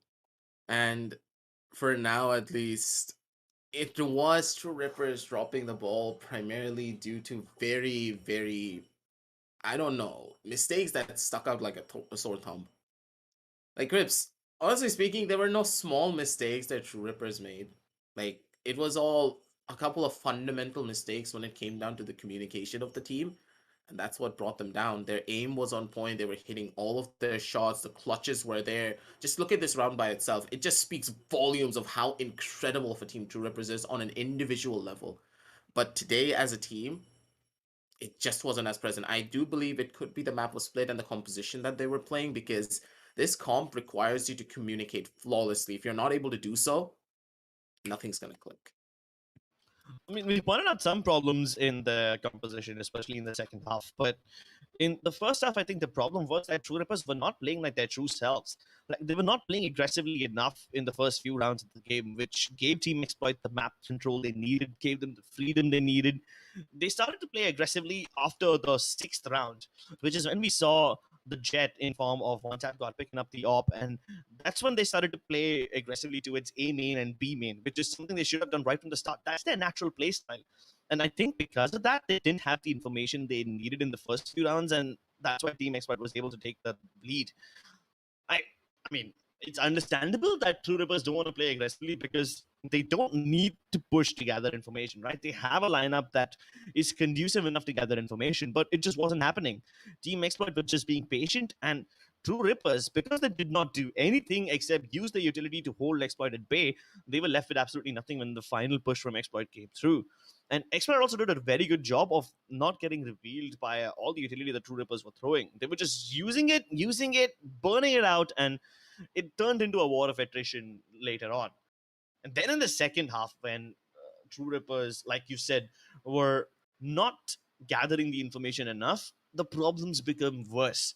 I mean, there's one thing not having information on the defensive side. You can still get caught off by surprise and give up the side play for retake instead. You don't have that luxury on the attacking side. You must commit. And if you don't, you'll be punished for saving your weapons, which we saw True Rippers facing. There was this time when they had to go in for the save, and I think it was that round which kind of broke the camel's back and let Team Exploit have a couple of rounds in a row. It gave them the economic bonus they needed. And this whole True Rippers not being aggressive enough, not playing like their usual selves, is I think what cost them the round. But they did give Team Exploit a damn good run for their money towards the later end of this game. Getting into overtime itself was a big deal because they had to win 2 in a row. Plus that 2v5 clutch. Oh, chef's kiss. That was perfect. I don't know how they do it. Like, True Rippers, the way they make 2 versus X, 3 versus X situations work out beautifully for them, but when it comes down to that 5 versus 5, it's not they don't always get it. That's the problem. Like, True Rippers as a squad, we all love them. We all know what they're capable of as a unit. They dragged it all back and got us into a double overtime. But at the very end, Team Exploit, it's just on the back of their pure raw grit and their discipline as a team together as a unit that got them this win here. Individually, I'll have to say that True Rippers, they were far and above today, at least when it came down to their raw mechanical skill. Other than, of course, Shooter. Shooter was just doing Shooter things. But that's the thing. Raw mechanical skill can get you to a certain point, but when your team is all on the same notion, it's just on a different tier entirely. Every single one of these players on the server today have been able to perform. Look at Team Exploit's kills. King with 28 kills, Shooter with 29, Soulmate with 24, HSB with 11, and Shaka on 13. And on the other side, True Rippers, they're clean all across the board. Oh, yeah, they are incredibly clean. Some of these rounds that they were able to take from both the teams, actually, not just from True Rippers, but even from Team Exploit, they were clean as hell. I mean, the mistakes that they were forcing out of each other were also incredible. Sometimes Team Exploit were playing in such a way where they basically forced True Rippers to throw away their advantage. And when they threw away the advantage, King and Shooter step up. Look at the amount of kills they have. 28 on King, 29 on Shooter. My, oh my, they woke up and chose violence today. You know for a fact that at that point, I don't know, man. True Rippers, they have the best opportunity to take the map of Fracture away from Team Exploit, but it's still going to be a pretty tough one in general. We're going to be finding that one out as we jump on down over onto map 2 soon enough, ladies and gentlemen, but first we're going to be heading on down over onto a short break. Don't go anywhere, we'll be right back.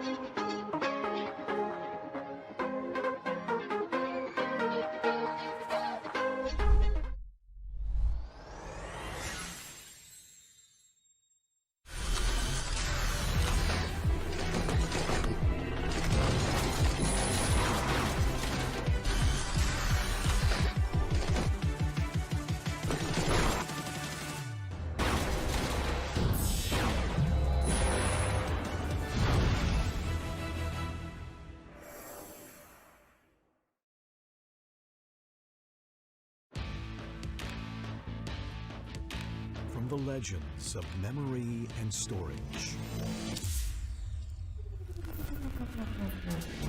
Crucial brings you the ultimate performance in gaming. Legendary products. Precision engineered. For speed and stability. Crucial ballistics.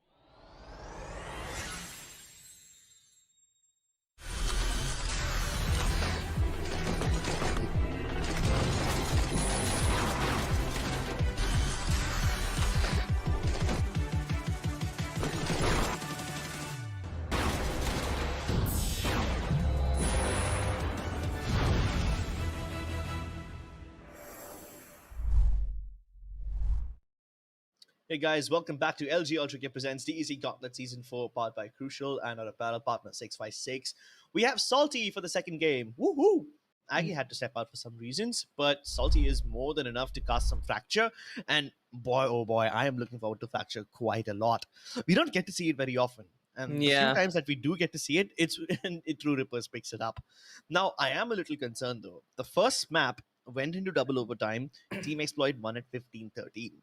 But I kind of feel like the only reason that True Rippers were not able to win it is because they were not themselves. They were not their regular selves when they are aggressive.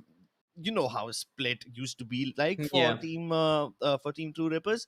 They push out whenever they get the chance. They try to wrap around their opponents when they get free map control. And if they realize that a certain part of the map is unoccupied, they will move to take it. And that's the core fundamentals of Fracture as well.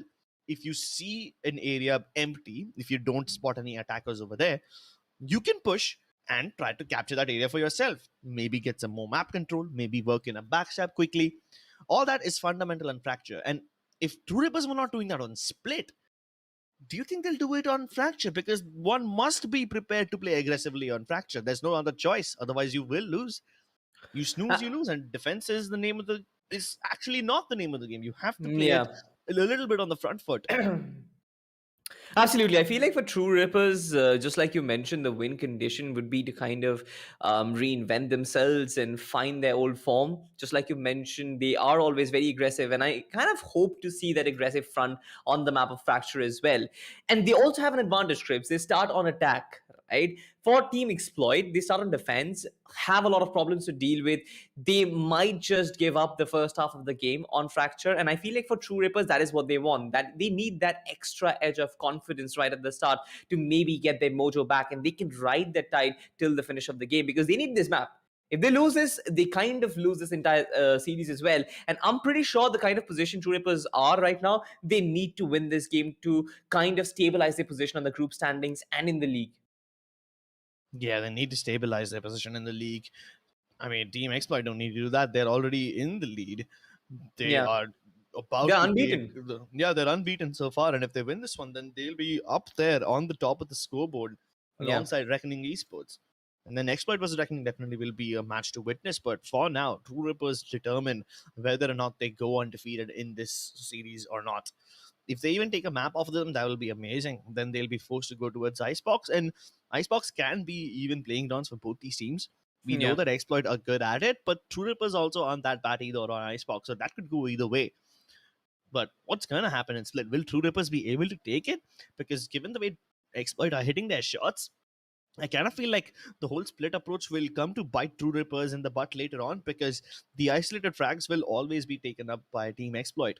And they will most likely win their duels unless Paradox and One Tap God are having a phenomenal field day. Absolutely. I feel like Paradox, I'm obviously not sure about the individual performances, but I'm pretty sure like there are certain players whom we need to watch out on the map of Fracture. Number one would be the player Paradox. I feel like him being on the jet, maybe I feel like he can probably make a difference. Also, the fact that there needs to be a dedicated Viper for True Rippers to maybe cut the sight and halves which side they want to hit, that also determines their rate of success on the map of Fracture. I feel like these two agents, the Jet and the Viper combination, will be very important, a very important factor in whether they do get that early first half of the map or not. I also kind of feel like a chamber can be viable in this map, but we'll see whether or not these guys actually pick it up. Oh, ladies and gentlemen, apologies for the delay. For some of the players, the game has crashed. That's why we are not able to enter into the Asian selection stream just yet. Otherwise, we would have been there a long time ago. So Yeah. bear with us for a couple more moments. Sometimes Valorant does that Wow. to you. So yeah, we apologies for the tech issues. But hey, what happens happens. At least this gives us more time to theory craft about the viability of Viper versus someone like Astra on a map like Fracture. I mean, yeah, the Astra can also be deadly in any map, but I think in Fracture you need to be a little more alongside your team and play along with. Oh, sorry, just pulled off a disappearing act. Okay, I tried to reload my cam because I was still and I was not moving, even though I wasn't trying to play freeze game right now. Ladies and gentlemen, it happens sometimes because of course, the internet gods. like we said, tech issues are unavoidable sometimes, and I mean, I'm just glad that all the players are still here and we can still go into the game in just a couple of seconds as soon as these guys load back in. So yeah, I think we're almost ready. But yeah, like I said, we were discussing the viability of Viper versus Astra. Astra can be viable. It's not like she's irrelevant, but I kind of feel like the Yeah. Viper is better over here because she acts like a pseudo sentinel as well on the defensive side. Plus, you don't always have to go into your yoga form in the middle of battle, and Fracture can be very fast paced. So maybe spending all that time in the astral realm will make you a little disoriented in the real world. Let's see whether they pick up the Astra or not. Let's say whether they pick up the chamber or not. There's so many things that I want to see, but Breach will definitely be a staple pick Oh, on this map. Oh wait, Team Exploit, they pick up both Viper and Astra. All So right. that's something which is interesting. A double controller pick from them. It's something which I would personally love, to be honest, because just like you mentioned, Viper now plays a pseudo sentinel. Meanwhile, and Astra plays the act of a dedicated controller. We always know that in Fracture there are so many different entry points for the attackers, and I feel like the availability of 5 stars and the availability of option kind of makes it a lot easier for them to deal with. Viper, Astra, both of them picked up. Breaches all over the place.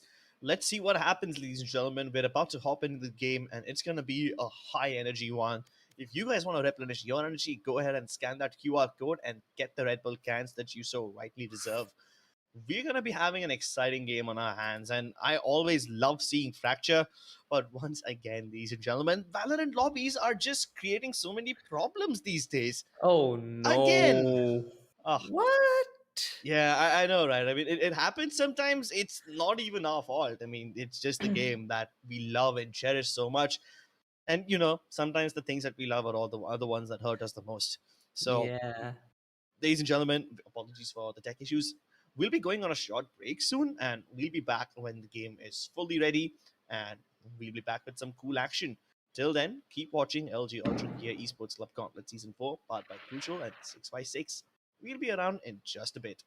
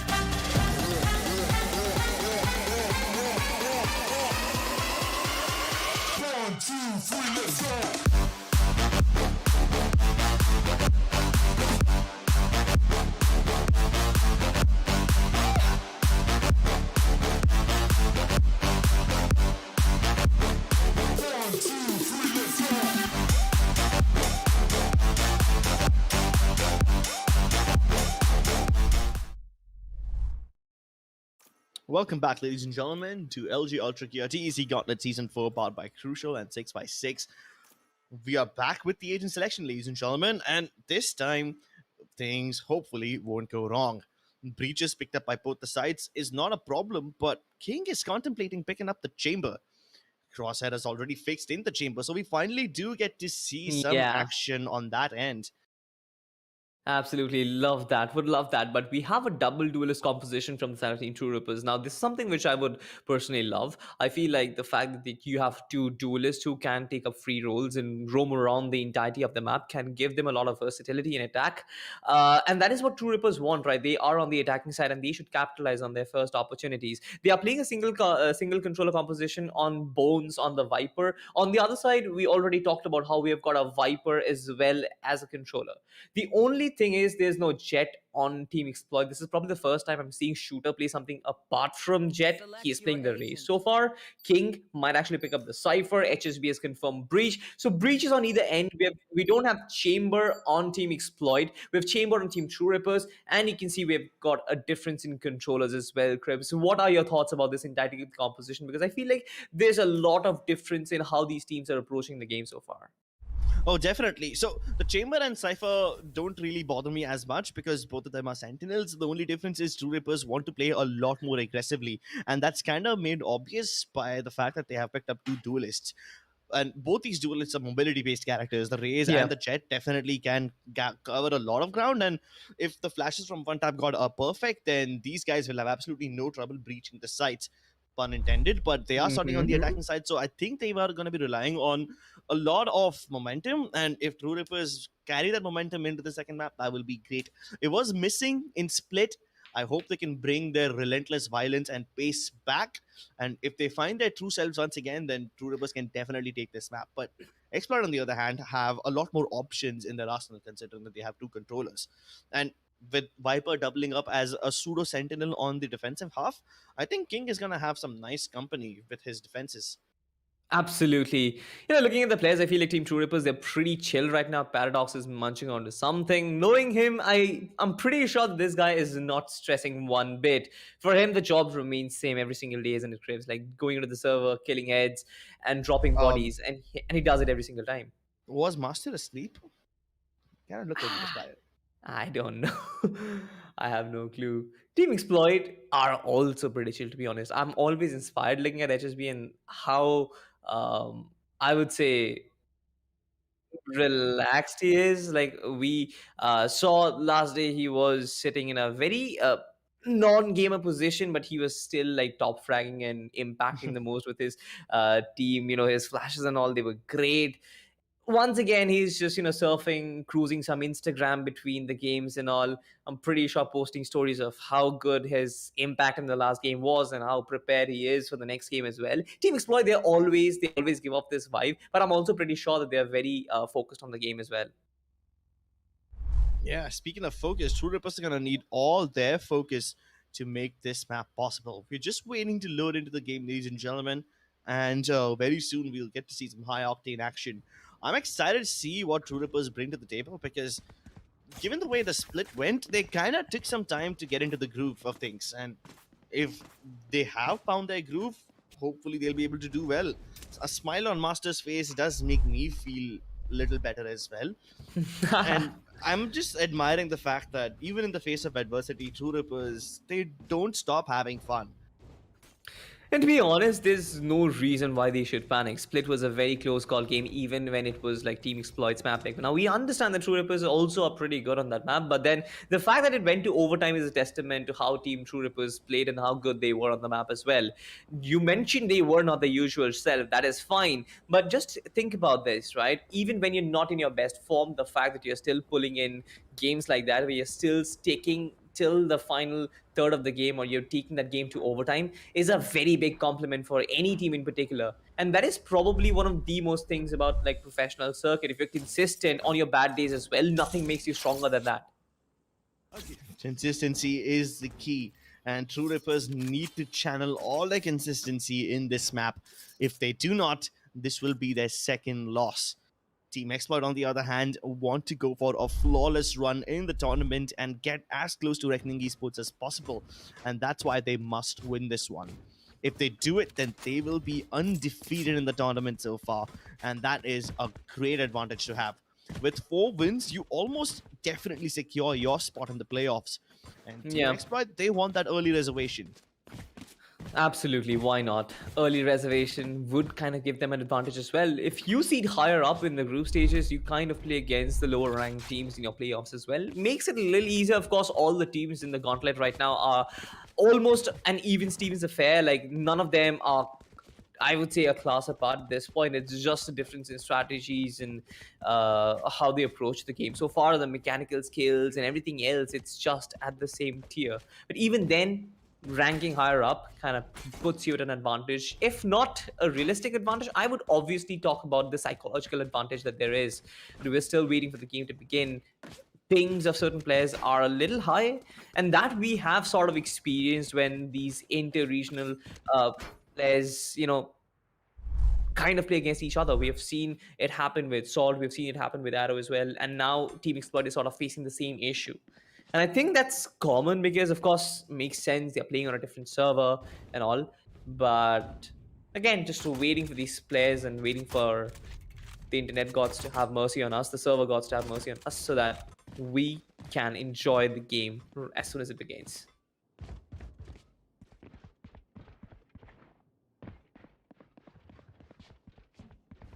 It's been such a long time since I've seen Fracture, though. Even True Rippers, they don't pick up this map all that often. I don't blame them. Every time they face someone, they ban the map. And every time Fracture is available for the taking, they take it. Seems like teams haven't done their homework. They still let Fracture slip by the players of Team True Rippers, giving them the opportunity to play this map, which is so conducive of their playstyle. If I was in True Rippers, and if I know that my team is aggressive and they like pushing into multiple places and splitting up, then Fracture is perfect. It's like this map was designed for them. But by design, this map also puts you in a massive backhand if you're not able to control that aggression and channel it in the right manner. And if Team Exploit are patient today, then these exploits will definitely give them all the bounty to plunder. Yep. But so far, so forth, we haven't found success in terms of getting the game started. The timer is still paused and just waiting for it to begin. Now, look at this, right? Team for True Rippers. All that they need to do is start this half on a strong front. You've got the agents that you need. You've got a breach. You've got two duelists as well. The general strategy. I can also see that Crosshair has already placed himself on bridge as well. So they're already planning a double-sided attack, which is probably the name of the game on Fracture. But then the fact that they try it right from the first round, right from the pistol rounds, kind of goes to show that this team means business right now. They are not here to mess around. Oh, nobody's here to mess around. They are here to mess up with their enemies' minds. And if they can get into their enemies' minds quickly enough, then burrowing themselves deeper into their brainial cavities will definitely pay results. It's almost like placing a spy cam inside your enemies' minds and manipulating everything they do like a puppet. Absolutely.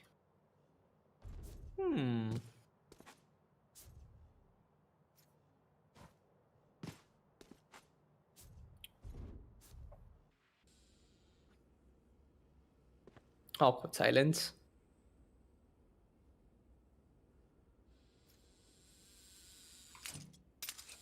Hey, at least this awkward silence doesn't come through when you're talking to someone important. 14 Feb is close by. I hope you don't have these jokes at that time. I haven't found success in that department so far yet. Maybe in, just talking on the microphone in esports, something that I've found success in. Definitely not in that department. But ladies and gentlemen, I guess we are almost ready. Yes, we certainly are. And the game is about to begin. We're kicking things off on the map Finally. of Fracture. Yes, finally. Crips. Team True Rippers on attack. Team Exploit on defense. And here we go, ladies and gentlemen. Let us go indeed. Right off the bat, we can see a very aggressive Team Exploit running towards dishes. But there is a chamber waiting for them. Crosshair knows that they'll be coming in. He's holding an off angle. He can hear the sound cue as well, so he's given away that information to his team. Oh, and because they push out of towards dishes, his team takes a main instead. Oh. Crosshair with the patience. This time punishes shooter as well. They've got the plant. And it is planted for a main. A place where Breach has good control over. Yeah. Snakebite will kind of force them to reposition themselves, but it doesn't completely flush them out of the position, so it's still there. King on Soulmate though, they're hitting all their shots and Crosshair is nowhere close enough to stop this defuse from happening. He needs to run towards the site with his Nikes on, and he can't stop the defuse from happening in time. Yeah. Oh no. They Absolutely. had the perfect read. I mean, I really thought that True Rippers will be able to win that round considering how they got into the side by bamboozling the hell out of Exploit. But then the very thing that got them the early pick, the very thing that got them into the side is what worked against them. Exactly, right? I mean, the fact that Team Exploit did not really decide to engage right at the get-go, instead gave them the respect. I love the fact that there were two players. I believe it was Soulmate and King who kind of came into a tag team mode together, dropping down from the drop as well. There was the Snakebite which kind of forced the players in an awkward position. Kills coming in tandem to each other. That was just so perfect. We have an early engagement towards the A side so far. Certain utility being exchanged. They've got some information. Paradox is gonna find Abdul, and Rose is gonna find King. This is two huge kills, and now they've got the Spectres to work with. And this was just with Classics?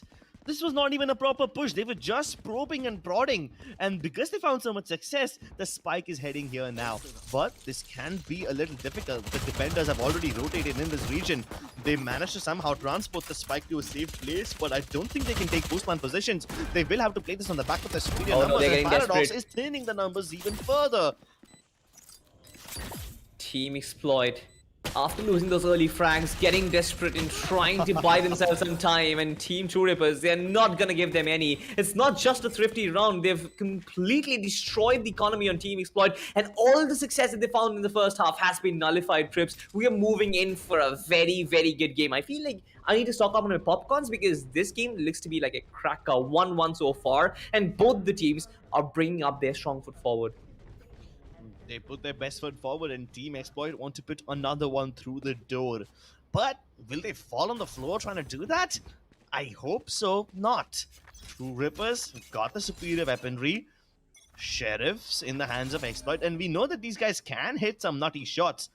But will they find it? Oh. Paradox, very clean on the pushes, only loses half his HP, and just like that, the B-side's been liberated.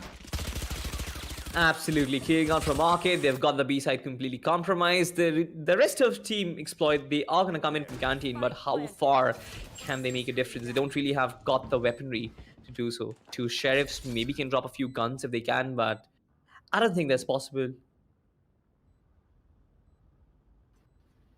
Still, patience is the key. Exploit know that they've lost this round, so they might as well just let this one slip by. Flash ready in the hands of HSP, but his teammates won't swing on the back of it. He's probably just looking for some exits.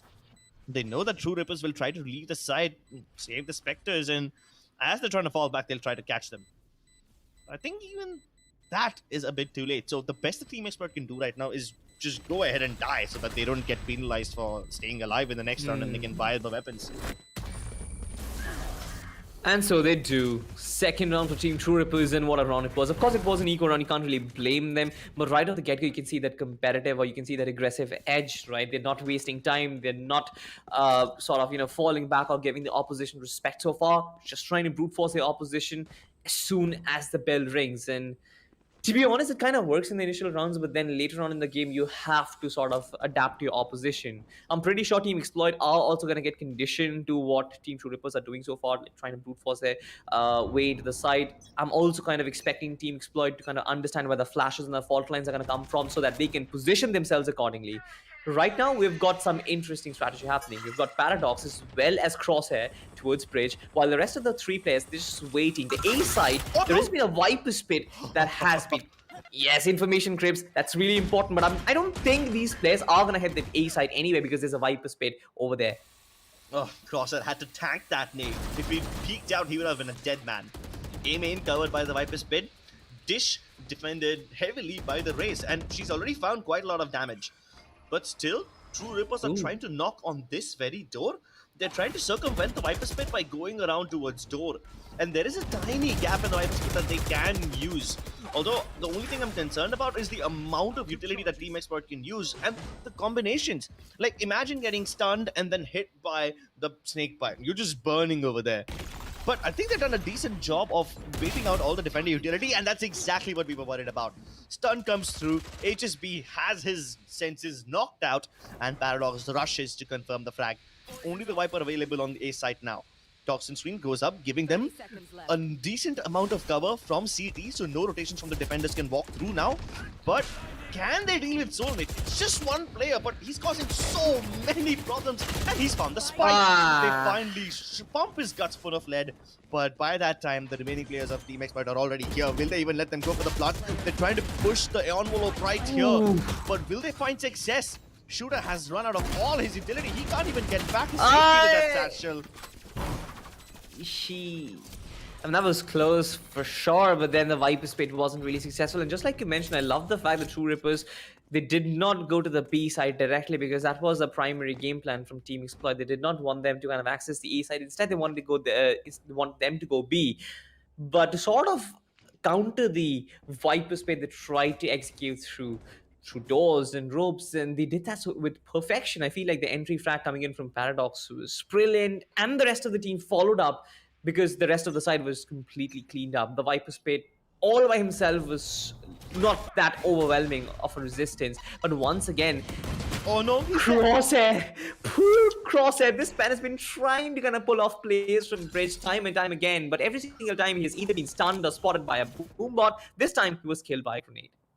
Yeah, and he can't even fall back. He was being pulled in by the gravity belt. Yeah. King walks into his death as Bones is ready for him, but he's the only man present over here.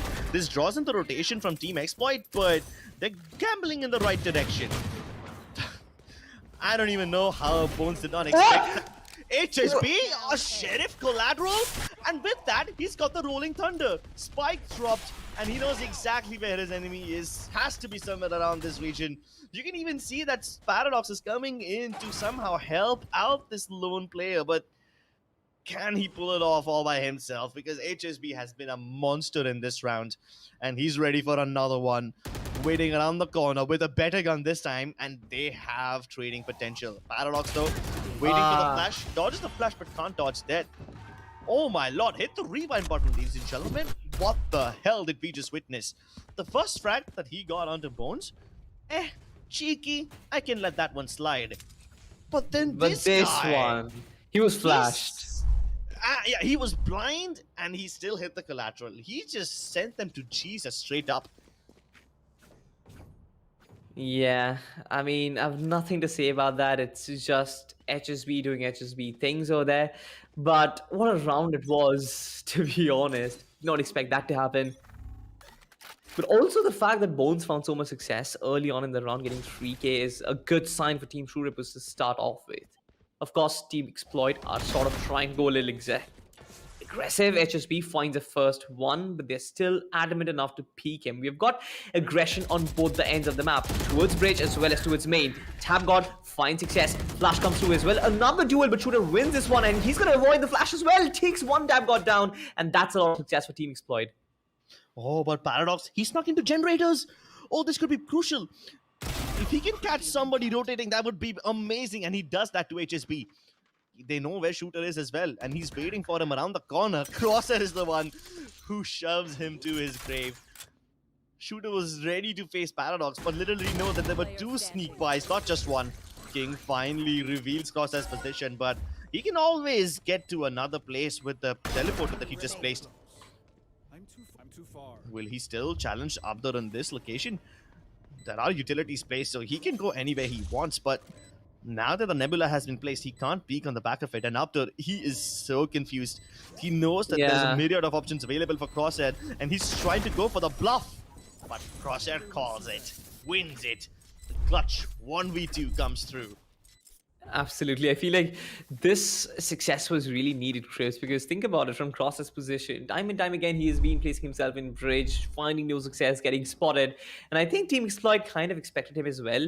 But even then, the fact that he got so many kills, I think he got a 3K for himself. And also the fact that he got won that 1v1 brilliantly is a great thing.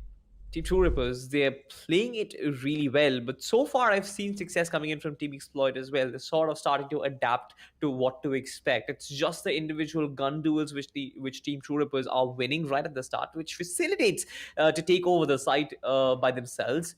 But if there are situations where Team Exploit can shut those gun duels down and take the site for themselves and completely control it, then suddenly the pace of the game is changed and True Rippers have nowhere to go. We haven't seen any switch up coming in from A to B because they didn't need so. But are they capable of doing that? I guess those questions will be answered when we find success from Team Exploit early in the round. They might find success early in the round, but Team Exploit at least have the good read. I mean, in both these rounds, where we've seen True Rippers pull off some amazing stuff, Team Exploit at least gambled towards the correct side. So they know what True Rippers are thinking. Now, all they need to do is put that thought, materialize it, and somehow convert that into a round win. Which, as you said, is difficult because True Rippers are also playing on the basis of their individual gunplay. But that's not a surprise, is it now? They've always done that. True Rippers being very passive. This has been the flavor of this map so far. The attackers play passively and the defenders are the one who need to take the initiative and try to gather early information. If they don't, then they have to just gamble and hope they're correct. But so far, Team Exploit have been poker kings. Their gambles have been correct, and even though they have the superior numbers on A side, they will face problems. Abdur falls, HSB, he's trapped in a corner, getting triple peeked, and he only gets one. Somehow King goes undetected amongst all this chaos, and he gets a frag with a classic of all weapons. So how he pulls that off is beyond me. But True Rapers can't afford these mistakes in an eco round. In a buy round. This was just an Yeah. eco, so King doesn't do much. But imagine giving him all that much time and a good weapon. He could have pulled off a massive hold over there. Soulmate still has odds stacked against him, and there's no point saving. They can buy again in the next round, so he's gonna go for it. Forces one tap god to strafe towards the right hand side, and then he pulls the trigger. But can he pull off this clutch? Still spamming, not finding anything. He knows one person is below that region, but can he account for the player and drop? No, even if he can, they double peek, leaving absolutely nothing to chance. Absolutely. The way Paradox has been rushing into site and getting so much success every single time is it's working so well for Team True Rippers. And just like you mentioned, King's position could have been a deterrent in Team True Rippers' success, but he was not able to find our success that was needed. Of course, with the Classic, he still got away with a kill, but if he was a little more leader, probably he could have gotten the breach as well on one tap god. But either way, we've got a good start from Team True Rippers, but this is sort of a round where once again we settle the dust. Both the teams have got full buys for themselves, and I feel like Team Exploit, this is going to be their chance to stop this steam engine of Team True Rippers and maybe get some form back in their side, because otherwise the difference start building up. And just like I mentioned, if Team True Rippers get the first half with a decent lead, there's going to be a lot of confidence with which they can finish off the map, and they can kind of get confidence to even get themselves to the third map and win it as well. And Team Exploit obviously wouldn't want that. Yeah, they definitely wouldn't. King is placing one-way cyber cages on top of a main. At least he did that in the previous round. This time around, though, he's not done that. He's just placed 2 tripwires, which hopefully people will walk into, and a camera towards Dish. So I'm assuming they won't play aggressively towards this time. I mean, Team Exploit have always pushed out towards A Dish. They won't do it this time around. Yeah. So that does give Team True Rippers a little bit more wiggle room. They will get spotted by the camera, but hey, I guess that's much better than having to face an actual player. Exploit are gambling towards B this time around, which is the first time their poker plays did not pay off. Yeah. But so far, so forth. Of course, just like you mentioned, the camera is going to spot King. Just wait for these players to pop off. And he doesn't tag anyone. That's good. Now they will never find out that there is a camera no. present over there indeed, but Abdur gets picked off by Master. And that is a problem. Now the Cypher is all by his lonesome over there. Backup Yeah. has arrived, which makes Soulmate a lone player now. And unbeknownst to Team Exploit, they are in trouble. Soulmate, being the sole defender over here, has all these attackers headed towards him, and he has no idea. He's curious. Team Exploit are not gathering any information by playing aggressively, so they have to just hope that they correctly predict this one. And they've kind of placed their bets properly, right? It's a very safe bet. 2 players on the A side, 2 players on B. One tap god with a rolling thunder cleans up the entire side, but Soulmate survives, takes down the first player. 30 HP on this man. Still waiting. The stun comes through it. Bones finds the frag. 3v4 so far. HSB still trying to retrieve the side back for himself, but Paradox has already got prime control over it. They've got control over Heavens as well, and now it's an insurance policy. The Viper's Pit. Oh, but this insurance policy can be quickly sent to its grave with the showstopper. Do they deal with the danger man first? Nope, he's still alive. Shooter has to pull off something massive over here, and he will. He doesn't even need to use the showstopper. They deny the plant. They kill everyone with just their guns, and somehow, even after doing everything correctly, True Rippers lose that round. Dude, the pain Simply shell was... because the Viper dies at the worst time possible. The Viper's Pit drops. Yeah. And the reason was the pain shell. I don't know how he accurately guessed the position of the Viper, but that pain shell was probably a game changer in that round. And once again, Shooter, just like you mentioned, he was the difference maker, getting that first kill, dropping the Viper's Pit, getting the planter as well as the rest of the players over there, even without using his ultimate. He saves his ultimate for another round where he can probably use it. And the fact that now Team True Rippers have used their Breach ultimate, Rolling Thunder, in that round, I feel like kind of places them in a little bit more trouble. Here. I think it places them in a lot of trouble. Look at the amount of ultimates that Team Exploit have. They've got the Cosmic Divide and they still have Showstopper. Both of these ults are amazing in retake situations. Hell, forget retakes. You can literally stop pushes with this. Yeah. Although I must say that Abdur is not having the best day. He's yet to get a single frag in this game. So that is a bit unfortunate, but his teammates are covering up for it. A 3-5 lead is it's not even real, but it's still decent. They can come back given the way Team Exploit are playing. Although I must say that they need something to gather more information. It could be more aggressive Cypher utility, could be more frequent pushes towards a certain part of the map.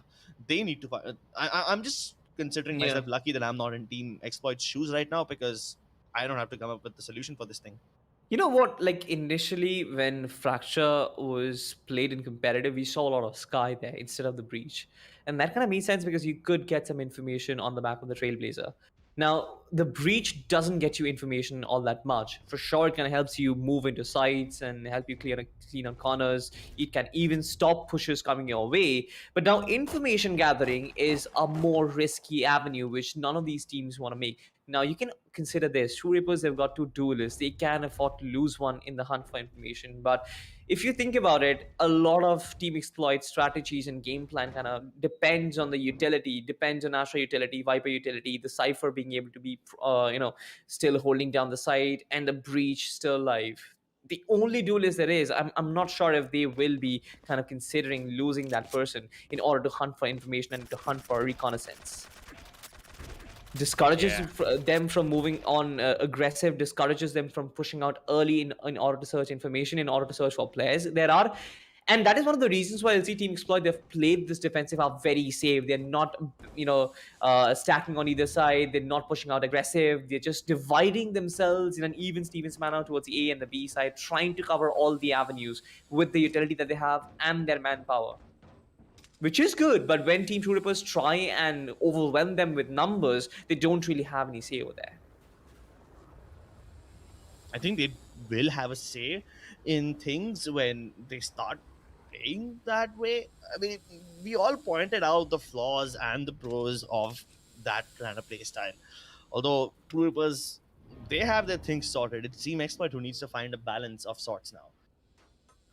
And even if they try to find that balance, even if they try to hunt for that information, like you pointed out, True Rippers are just being patient enough, which is rare, right? Have you seen True Rippers play this patiently? No, At least absolutely I not. haven't. I've seen them try a lot of different compositions, a lot of new agents. They were even experimenting with the jet pickups. I mean, they let One Tap God have it and split instead of letting Paradox do like he usually plays jet. But then again, even though all the lineup changes come through, even though they are trying new mix-ups, this amount of discipline is very difficult to instill in a team which thrives on aggression. It's good because now we get to see a whole new side of True Reapers that we haven't seen before, and with this, they truly have the potential to become a S tier team. They're already knocking on the doors of tier 1, but now they have a chance to actually enter. Yeah, Soulmate note, absolutely. there's at least 3 people towards A main. Rotations are on their way, but he's kind of in the open, in a spot where he has to watch drop, and he's holding a one and an angle. Oh, now he falls back to a much safer one. The crossfire between him and King can be good, but King will be forced out by the aftershock. Luckily, the one-way smoke, it still lets him live, so it is a 5v5. No player has gone down yet, but will True Rippers be able to break through this now? There's 3 people. Yeah, exactly. Soulmate finding the first success. Crosshair has been down. Soulmate finds another one. Bones is down as well. But Paradox rushes in. Team True Rippers want to take the fight. 2 teams fight, but nothing has been successful so far. All of these players are dropping like dominoes right now. One Tap God still finds one success, finds the second one. It's a 1v2 for him. 26 HP on this man, and no real utility to play with. Definitely a fault line. Oh, Third one! That was close, Crips. That was definitely close. And he got so many of those kills while the other people were not even ready for it. How do you expect something like this? I mean, this turn could have gone horribly wrong if he actually pulled off that clutch, but somehow Team Exploit, they stabilized themselves. Although losing these many weapons definitely can't be good for their economy. Both the teams are just scraping together everything they have right now. They know that this is breaking point. If they win this round, the rest of the half can be a little bit smooth sailing for them.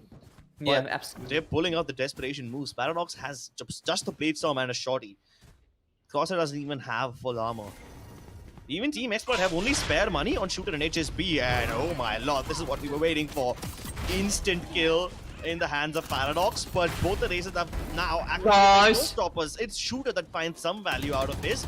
Somehow Crosshair gets burned alive by Soulmate Snakebite, and even before they can get into the site, the spike has been dropped. They get all the kills, but they find no impact. Yeah. Was looking to capitalize on the backstab while his teammates were busy wreaking havoc towards A, but his backstab will be dealt with. Paradox, in a nearly impossible situation, wins the duel without losing almost no HP, but Shooter finally brings it back. 3 rounds in a row for Team Exploit, and at this point, I have to say, True Rippers need to stabilize. Will they still go for a buy? Or they're doing it? Yeah. They need to go for a buy because this is break-even point right now. If they probably... I mean, it's just a Hero Phantom, a buy on a Paradox. The rest of the team is on Sheriffs, but... I think this round is going to dictate who is going to win the first half, and I'm pretty sure both the teams are fighting for it. Now, Team Exploit, they've won the last 3 rounds on the back of one strategy, that is to deny information Team True Rippers. Every single time you see True Rippers, they had to bum rush their way into the side, which is always not really the best of options. Shooter once again pushing out. This time he knows exactly the economic disadvantage there is. Of course, getting success on the back of it. Crosshair does have the revolver in his hand. One tap on the Shooter. Not really the second one. Abdur finds probably his first success in the second one. Whew. I don't know how much they can stabilize once again. Some of these rounds seem so close. But with Paradox still alive, hope is there. He's got 14 frags already. He's leading the team with example. Although, no utility available from the side of True Rippers. They just about get their fault line, which should be enough to kill King, but he gets the timing right. Still very potent. Oh my lord! Paradox dashing to his death. Master, he's been put inside a one-way smoke, and this gives King all he needs. 3 isolated 1v1s, and 2 of them, he caught them with their pants down. Both One-Tap God and Paradox had no chance when they fought King like that. There's just no way they win duels like these. The genius anchor on King, holding the A site like an absolute monster. Nobody fights him. If you do, you die. That is the name of the game. Of course, for Team Exploit, they've been very successful in the recent times with 4 rounds back-to-back. I feel like they're back in the game, even though Team True Rippers sort of dominated the early half of the first half, if you understand what I mean. Maybe the first quarter. Nonetheless, HSP already ready with this utility. Shooter try and throw down a paint shield. They've got information on what sort of approach Team True Rippers are looking for, but Shooter can be in a bit of a problem if they try and push out. Flashes come through. Shooter finds success. Abdul finds the next one. Shooter is still pushing out. Oh my goodness! Decimating the heads of these oppositions. Team True Rippers are in the middle of nowhere right now. They woke up and they chose violence. The combination of utility that they used at the start indicated that they wanted to fight.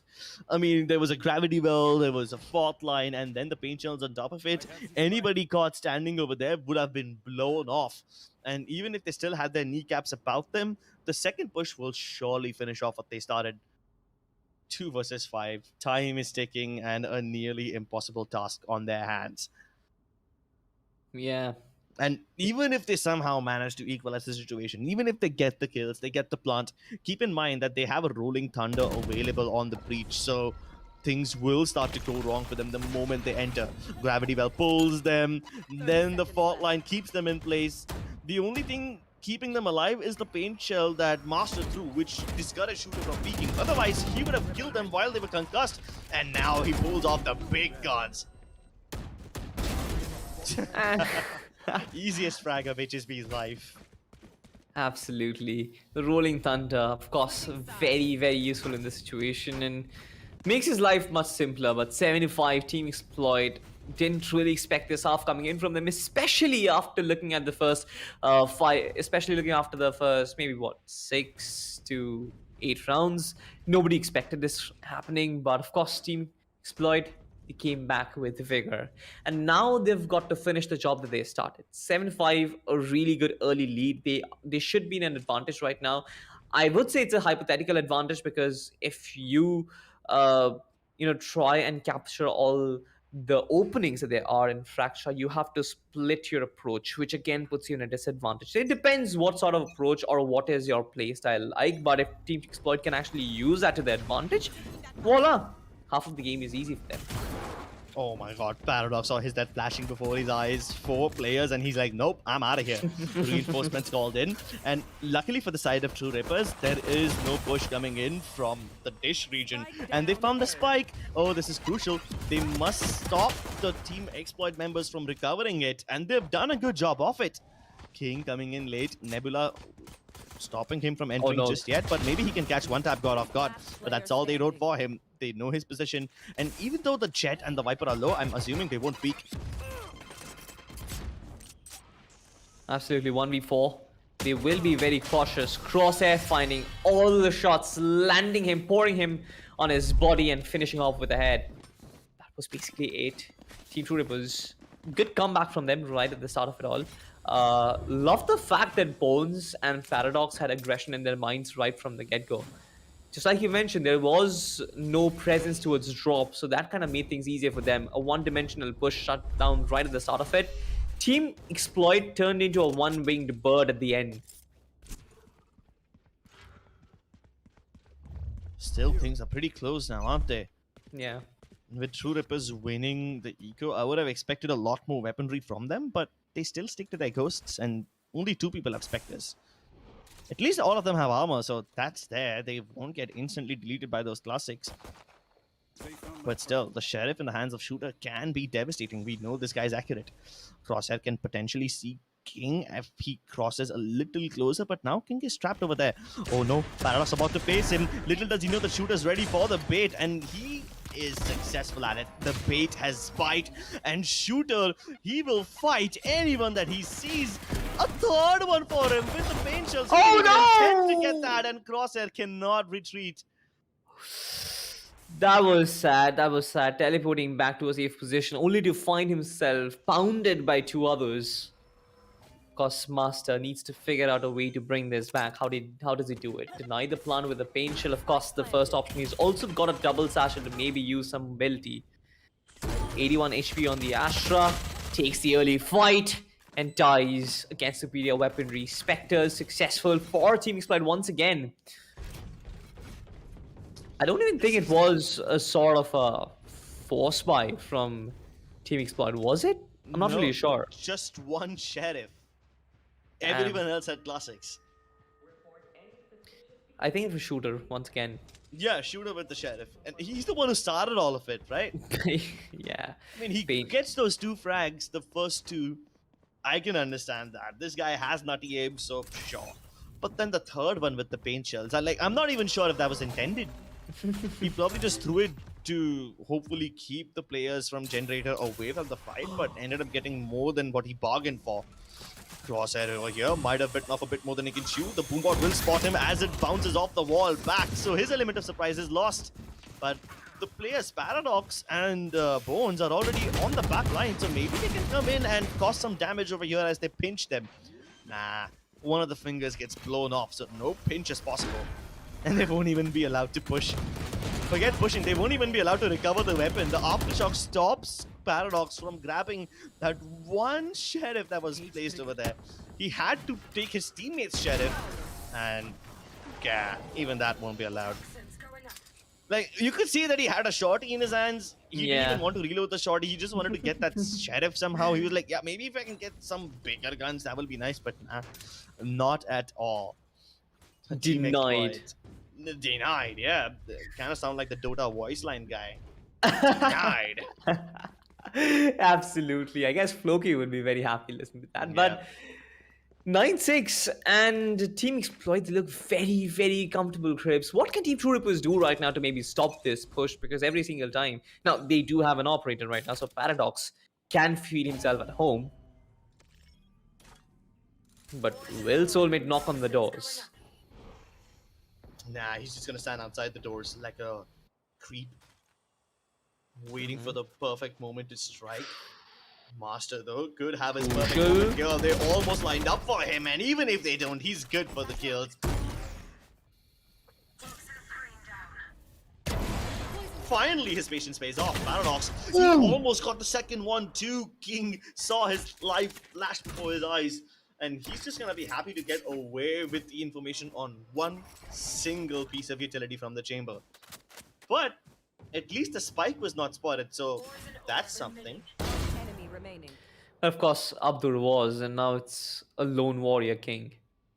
I kind of mentioned how he can hold the side all by himself, but can he open up a side all by himself? That's gonna be a new challenge for him. Of course, Bones is gonna find the first peak. He's gonna nail him down, and now things are sort of stabilizing. This round was very important. Had it been 10-7 or 10-6, economy could have broken, especially the heavy investment from Paradox. But he did find return on investment on that. So yeah.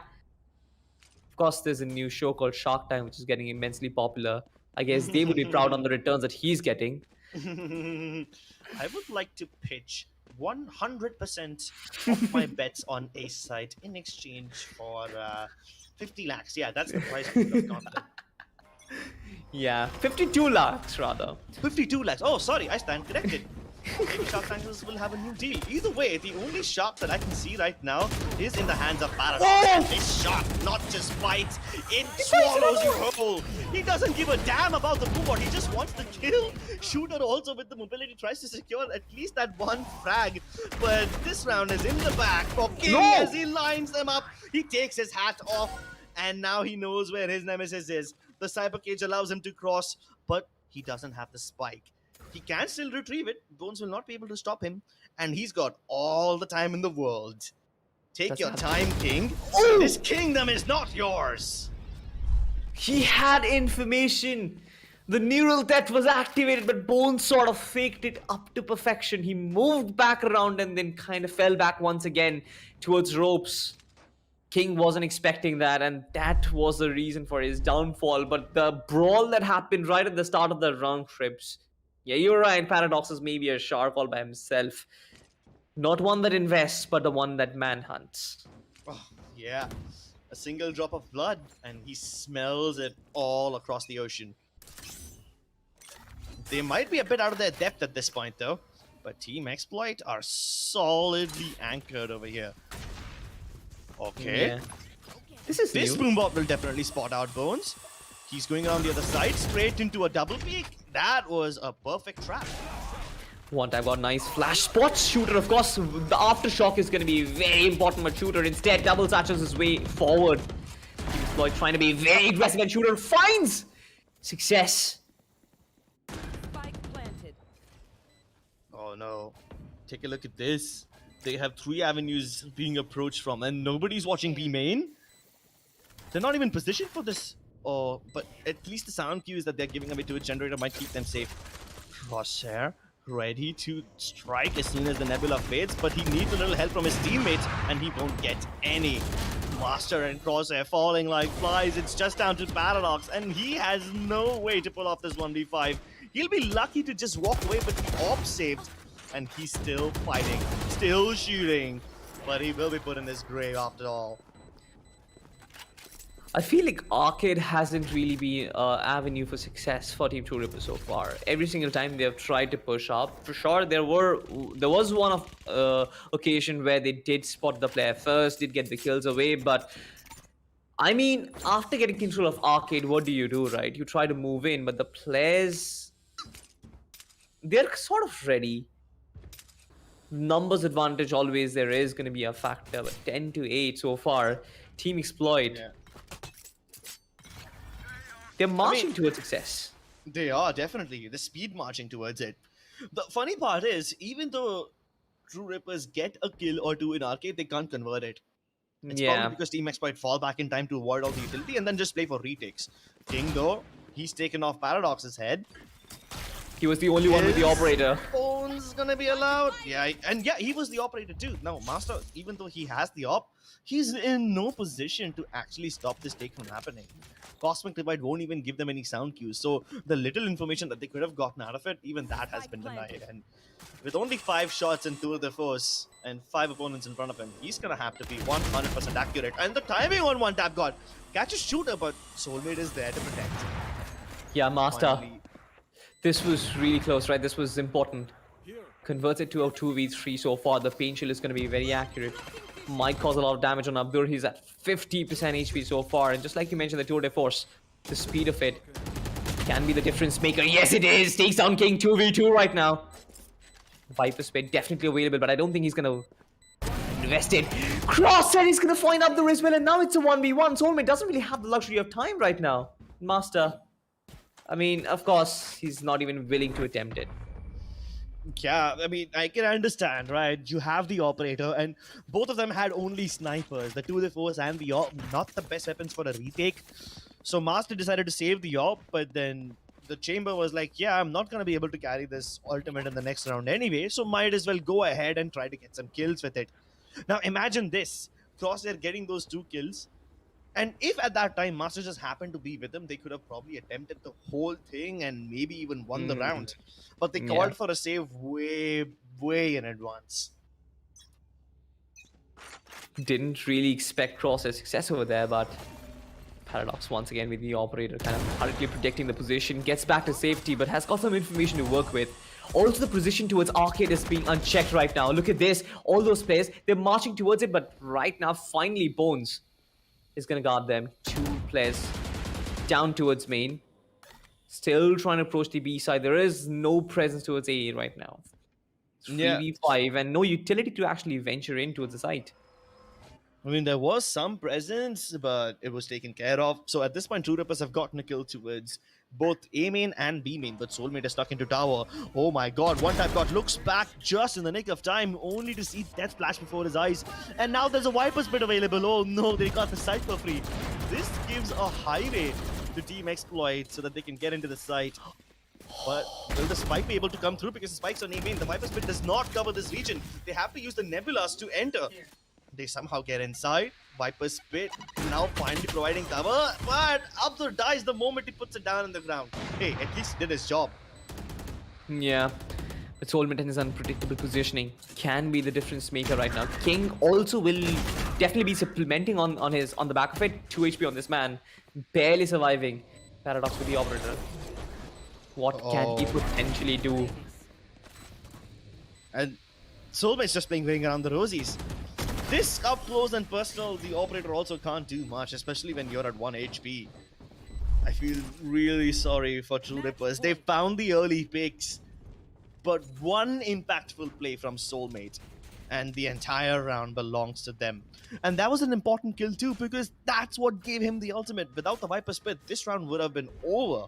Done and dusted and in the pockets of True Rippers way before they could even say A. Just one more round, one more step for Team Exploit to cross the finishing line. Team True Rippers, where are they lagging behind currently? They're getting their frags for themselves, but no real estate. They're not getting reward on the back of those kills, and that's shocking so far. Crosshair still trying to hold off this push coming in from Market. 3 players this time. Very high level of investment. Of course, his positioning is sort of being revealed, but that's his general direction. Nobody might expect him placed on the top of the towers. Oh, Crosshair just about gets away. Paradox still making this Blade Storm sing. I'm very surprised that he got away with the kill in the situation when he got triple peak, but King is already in the site, and this could once again be a very unfortunate moment. Master. Finally, Master saves him, and Crosshair catches Abdur off guard. Abdur was only going into yoga position there because he was hoping King will cover him, but with him dead, all the responsibility now comes onto the back of Soulmate. He dug that round out for his team in the previous round, but I don't think he's going to be able to do much this time. He doesn't even have the Viper's Pit. No utility available on HSB either. Nothing that can at least help them get inside. The Toxin Stream will help them plant, but they were expecting utility from Master. Oh no, it's not just utility. It's a showstopper. You better run. You better run. Run from this massive gun. What? Wait, what? They still get them. What? HSB lines them up both in one spray. And Soulmate gets the kill on a flying raise against a rocket launcher. Bro, no way they pull off a round like this. Not like this. I can't believe myself. I can't believe what I just saw. And you can look at the expression of these players. They Even don't they believe it can't believe either. it. Nah, man, they don't. I mean, there were two unutilized ultimates available for True Rippers. They had the Rolling Thunder, they had the Viper's Spit.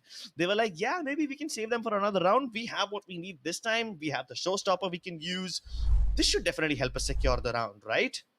Right? Right? And then Soulmate's like, nah, son, get I out. mean, dude, I understand what Soulmate did over there, just trying to hold back so that the race comes close to him. Maybe he gets gets to shoot at the race from blank point. But I don't understand what HSB did over there. We did Yeah. not get to see his POV, but the way he lined up those kills, that was probably a game changer. Let's have a look at the highlights, ladies and gentlemen. I don't think we'll get to see that POV, but I'm pretty sure we're gonna get to see a lot of sick POVs of a lot of sick frags in this game. I loved every single second of this match, and I think True Rippers can still hold their head up high. This was a damn good game, and some of the rounds that True Rippers were able to win Yeah. were just simply amazing. They might have lost their own map pick, but I think it's still fine. They have to bow down to Team Exploit someday or the other because they were superior today. They were hitting all their shots, and they were even winning some of the rounds which seemed impossible. I mean, we thought that HSP was a dead man over here, but what does he do? Pulls off a collateral. That do with the sheriff. Like, you'll never expect stuff like that. And then another Yeah. one. I'm not sure if the last kill that he got was a lineup or a collateral, or maybe he had a 6 spray transfer, but all these double kills that HSP were pulling off, nobody expected him to do that. What is your secret, HSB? Is it the calm and collected nature, or is it something else? Maybe your position of playing, maybe the one leg eye high up. Is that some secret pro tech? I don't know. Maybe that can help me someday. But the way Team True Rippers got that early advantage, I kind of felt like this game is going to be theirs. I mean, they were hitting all their shots. Paradox was a damn good player. He was impactful right from the start of it all, and he was initiating all those pushes. But one collective effort from Team Exploit, which got them 4 rounds on a row, Crips, that sort of broke their backbone, and there was nothing that Team True Rippers could do which would bring them back in the game. For sure, they were taking baby steps towards it, but just like I mentioned, they were baby steps, and they didn't really have them take long strides. Yeah, but in order to make those big strides, you have to start with the baby steps. And that's what True Rippers were doing in the first half. At least with their little efforts, they were able to chip away at Team Exploit and all their split pushes. While they did not yield success all the time, at least it gave them the information to make some mid round adjustments, which also were decent. I wouldn't say they were that great. Of course, they would have been better if they won those rounds. But considering the situations they were in, it was amazing. Team Exploit, on the other hand, though, some of the stuff that Shooter was able to pull out was absolutely phenomenal. Even Soulmate and HSB stepping up when they need. I mean, HSB might have only 11 kills, but do not judge him for it because the shots that he was hitting were absolutely nutty. And Yeah. some of those frags were massive impact frags, which turned the tides of the round around in just a matter of milliseconds. Yeah, absolutely. I mean, also the fact that his utility usage was on point. You look at the stats, you will understand that Soulmate and Shooter were probably the best players. But of course, King and Shaka also had their contributions. King with 18 frags of his own, Soulmate and Shooter with 23 each, HSB on 11, and Shaka with 4. You understand Team Exploit for them. Even though it kind of looks like it was a two-way carry for the rest of the team, but it was a very big team effort coming in from them. The strategies, the communication, everything was a step ahead of Team True Rippers. On their camp, though, they've got some good players. Paradox with 22 kills. Of course, always fragging his brains out. Crosshair with 17. Also, very impactful on the chamber this time. Master got away with some highlight reels of his own as well. But Bones and One Tap got, even though they do have the kills, I feel like were not having the best of days and were losing some crucial duels. But with that being said, ladies and gentlemen, this was a very quick result that we got to see. Fracture was completely unlike what we got to see on the map of Split and overtime. But next up on Fracture, we got to see a 13-8, which kind of felt like a very quick, clean swoop coming in from Team Exploit because it was action-packed right from beginning till the very end. Yeah, and with this Team Exploit, they have gone undefeated yet again. Let's take a look at the group standings and see exactly where they stand. Do they have the number one spot? Yes, they do. They have Deservedly so. overtaken Reckoning Esports, and both these teams are undefeated. Bro, now I want to really see Team Exploit Yeah. versus Reckoning. Dude, I mean, what a turnaround it has been for Reckoning, though.